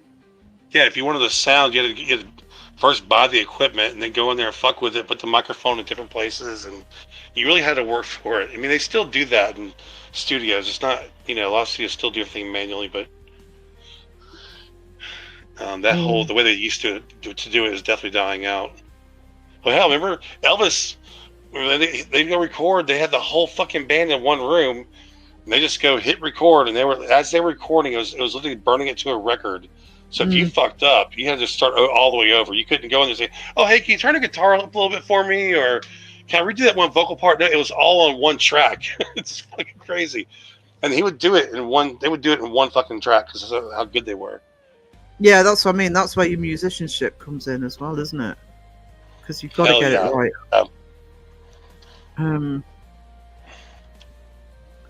Can you imagine trying to fake paranormal back then? I mean, you could, but it would be way harder. It wasn't impossible. I'm about my next video, which the chat voted for on Monday, will actually be starting to look at that.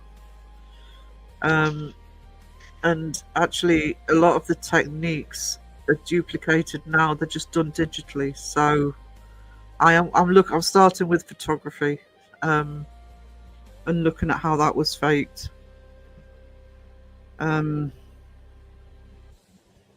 It wasn't that much. I mean, it took a bit longer, but it wasn't that difficult to do, which is why so many bloody people did it.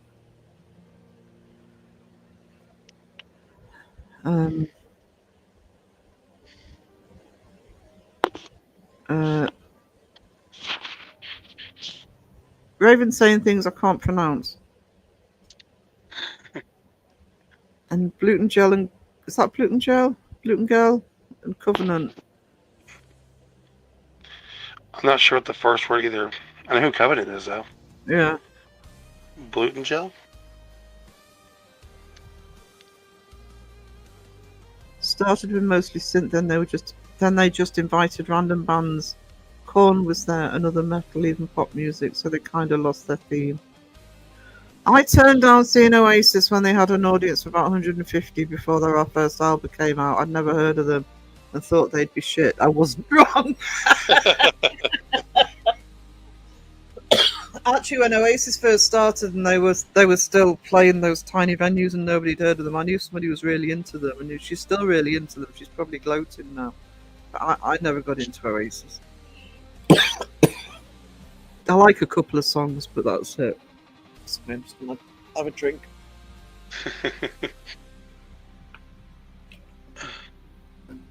Was that the one the band with the song called Yellow? No, that's Coldplay. Oh, okay, same thing, right? Um, they have one song which I adore, which is one of my favourite songs, called "Don't Look Back in Anger," but that's about it.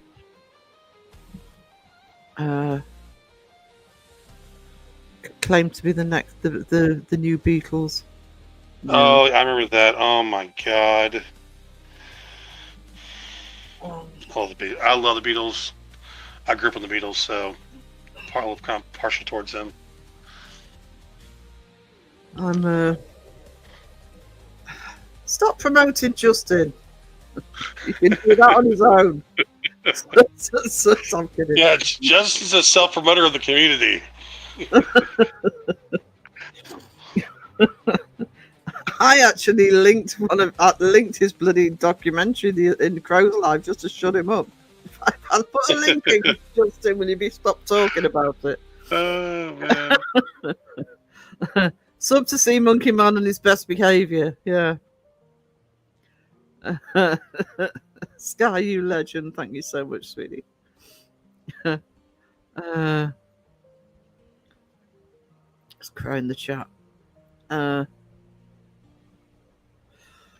Yeah, I gotta listen to Bad Omens more, man. They're really good. A lot of these bands just haven't given a chance. Yeah, I'd already written Bad Omens down.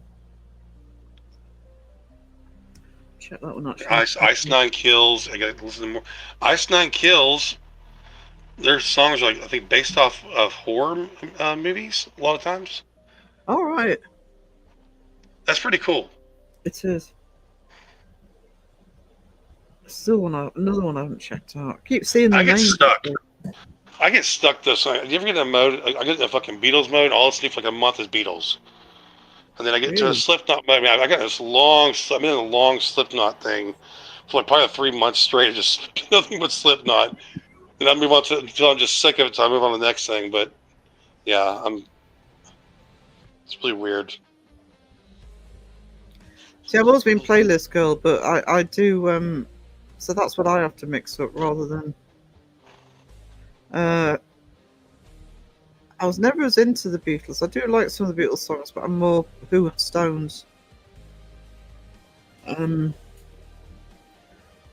But part of the problem was my cousin was really into the Beatles, so when I was a teenager, it kind of put me off a bit. Do like them, but I couldn't listen to them. The Beatles are one of those bands I actually couldn't listen to all the time. You know, I'll throw songs into a playlist. Mind you, I'm like that with most bands. Latest song was based on The Matrix. Oh, that's cool. I have to listen to that. That's interesting that they're based on movies. I'm Stones too. Yeah. I mean, I'm Who girl, but because I found them when I turned 13 in 1980, and the UK music scene went to shit with synthesizers. So it kind of led me, and because Tommy came on the TV, and then a week later Woodstock came on, so that kind of directed my route for listening to music in the early 80s when, you know, we were dealing with all the early 80s rubbish. I think we had it far worse than you guys did in the US, by the way.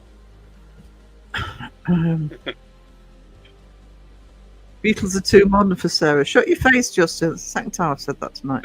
He was fangirling back in the day.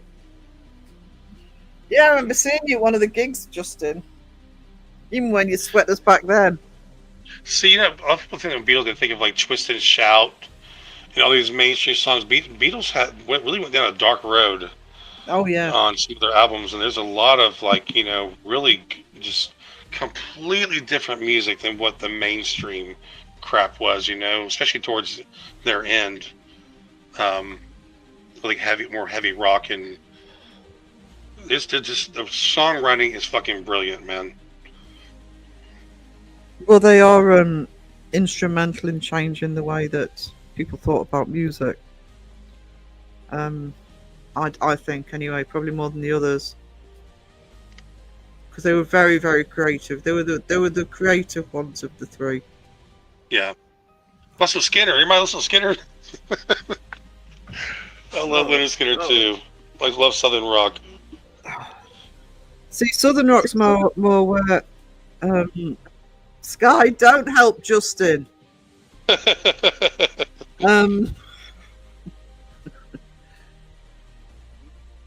Because I listened to the Who and then watched Tommy and then Woodstock came on. I think that's where my Southern Rock trend tend to go in anyway, because I am quite into the Southern Rock.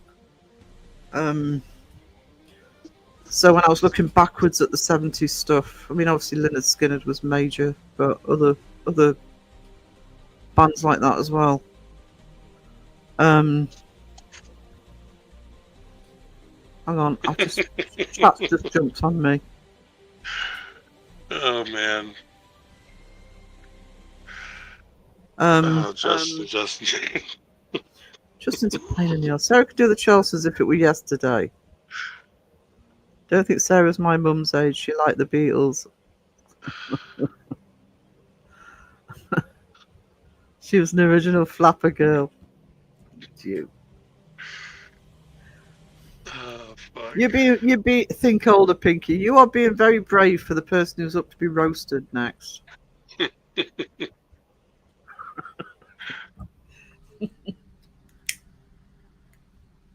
And I behave in Justin's live streams. Yeah, no more of that shit. You know, yeah, fuck that. Game on now. Because Justin's, he goes live, he's all, you know, just like, I don't know, posh and polite and... Oh no. Pretends he's such a, you know, politically dignified correct. person.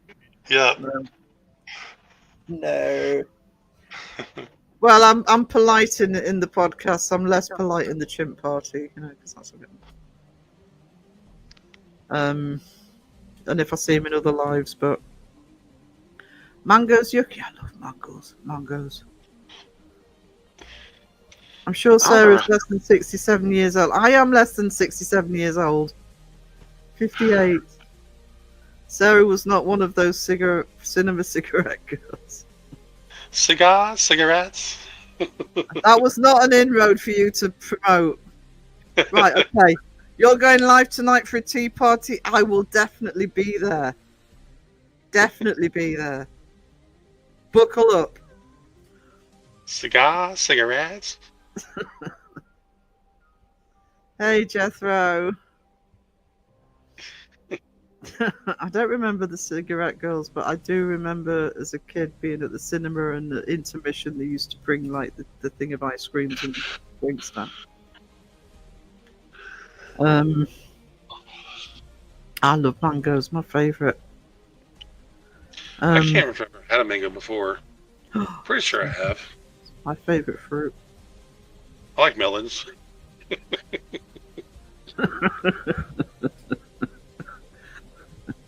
Oh, no comment. What time is the tea party?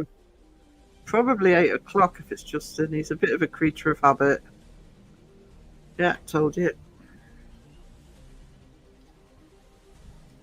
Have you got a subject this week, Justin?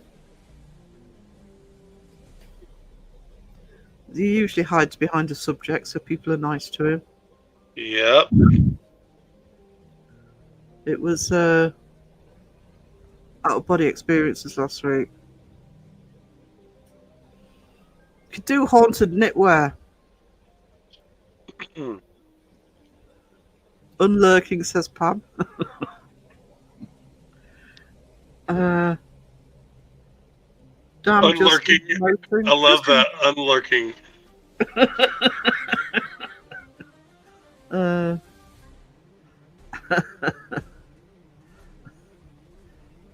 Yeah, I know. Shocker, right?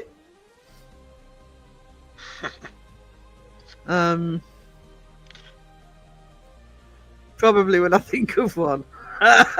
Judge, you know. Speaking as an ex-teacher, I know that one. I've made stuff up on the spot. Lessons. Oh, I'll think of it when I get in there.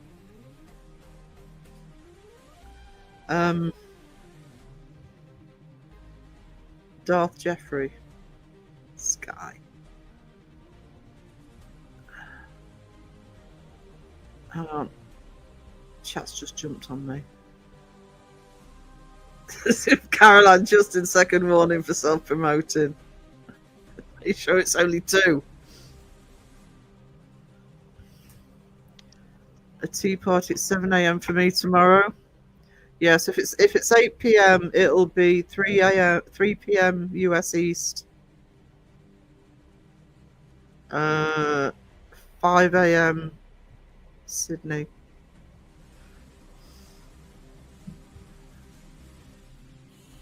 Go in there and give him hell.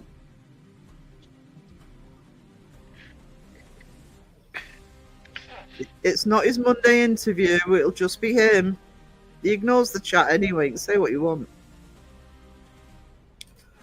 Sarah, how are you? Crow be good or good at it? Hey Cynthia, how are we doing? Hey, Cynthia.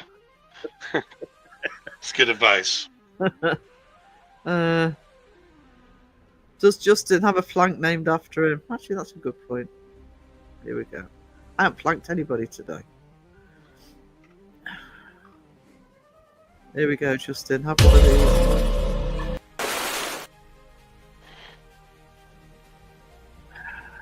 Oh boy. That knitwear will be ruined. Oh boy. Are we going to spill some tea at the tea party? Yeah, call it spilling tea. Been listening on the TV, had to put stuff away, eat food, pet the cats, all that important stuff. Right, guys, we're coming up to 3.5 hours now, so I'm going to wind down shortly. Apart from anything else, I need another coffee. Is spilling the tea a metaphor for gossip? Yeah. Yep.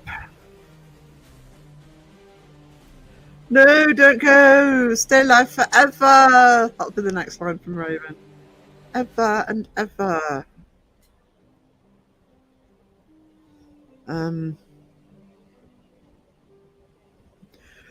Yeah, guys, I'll be doing my regular live on Saturday at normal time. Crow's gone. I'll be doing my regular live on Saturday, and I'll be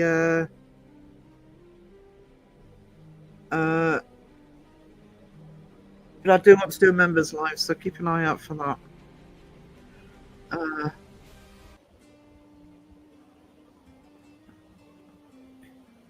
We're talking about time slips. You just thought of that, Justin. That's the only explanation for how Sarah can recall so many things from the past. Got a good fucking memory.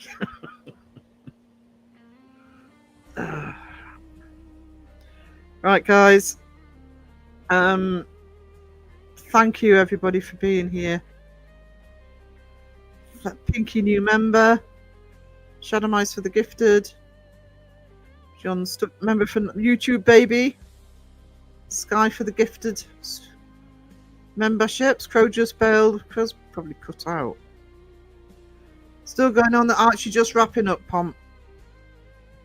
Good night, sir. Yes. Thank you. Take care, everybody. I'm going to reiterate that. Take care. Thank you for being in. Good live. Enjoyed that today. Nice having Crows. Sarah's not senile yet. No, I've been senile since I was in my teens, so you know. Enjoy the coffee and the rest. Thank you, sweetie. Thanks, Justin. And thank you, Jethro. You're awesome. You're absolutely awesome. And the rest. Thank you, sweetie. Thanks, Justin. My phone died. Sorry. It's always fucking dying, man. Are you saying your goodbyes? I was just saying my goodbyes, yeah. Cool. Take it down to do quite a good live tonight. I've enjoyed this tonight, and thank you for coming on, Crow. No problemo. Quite an apt one to come on with Ozzy and everything. So it's nice to be able to talk about music. Yeah, yeah, for sure. Especially after fucking Huff Paranormal, that DR60 bullshit. Oh, Like, he didn't want to do a proper video, did he? He wanted to put a quick short out of him walking down a fucking. Honestly, it really triggered me really bad because he does it while he's walking down his driveway, holding a DR60 outside during the daytime. Like you're gonna get any kind of accurate recording with that. Just double pissed off, right? Just for the fact that he's trying to do that. Talk to Ozzy in a fucking recorder. He had to get it out the same day, didn't he? Yeah. And I was saying earlier, I looked into the comments, and yeah, there was 1 or 2 people, including names I knew, telling him he was disgusting. But there were so many people saying, "Oh hell yeah, do an Ozzy one," you know. And it's like people encouraging him. By Shirley and By myself, I'm Raven feeling sorry for a second. Yeah, Raven, get some rest. Don't give me that earworm. Did have to. He did a short. That's what my tribute was. That's what my little quick video was earlier. So. Yep. Just a quick short. Was he walking down his driveway on a fucking DR60? Yeah. He is a piece of walking shit. I mean, I think I said it in Children of the Crow. Actually, I said, you know, if YouTube ever decided to take action against some of these channels, he should be the first to just get hauled over the coals. He really should. I mean, just think he must have done that as soon as the news came out. Yeah, just to get on the, because he couldn't do a proper video yet, right? So he wanted to go ahead and do something before his proper video come out tomorrow. He's just a bottom feeder, piece of shit, and just the thing with that, just like anybody's family member dies, say your sister, just one of your family members dies, and they pull out some kind of device to try to talk to them. It is creepy what they're doing, isn't it? Like just in general, like I think we always look at it like, oh, we're trying to contact ghosts and stuff, but really it's just we're trying to contact dead people through devices. It's really weird. I know we've been doing it for a while, but for some reason seeing it today kind of drove it home. Like this is creepy. You know, trying to talk to dead people through fucking devices. I'm sorry, it's fucking weird. And I'm still like this, the DR60 and the spirit box stuff. I'm getting absolutely fed up with it. You know, the whole radio thing, spirit box thing. I just have no tolerance for it anymore. It's just pure stupidity. I'm getting to that point where I don't want to put up with it anymore. It was sorry. No. So I mean, chat were on earlier, and it's also somehow a thing that because they're famous, it's okay to hit them with it. It's like there's still our family. There's some people who have literally just been there within a few hours of them passing, you know. And to Ozzy was Ozzy Osbourne, you know. To the kids, he's the dad, you know. He's a husband or whatever, you know, or grandfather.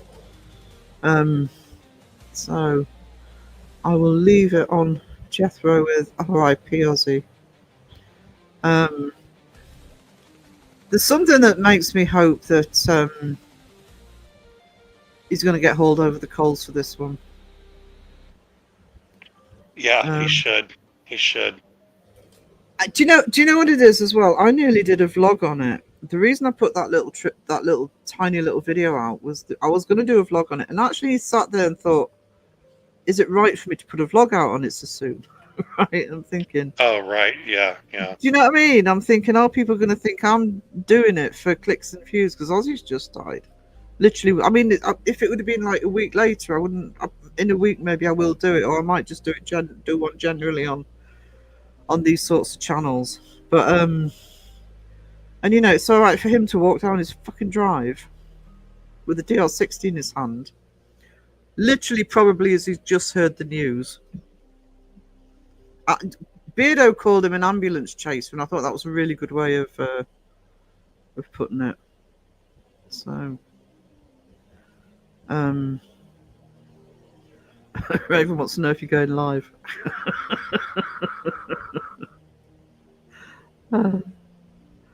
She is laughing.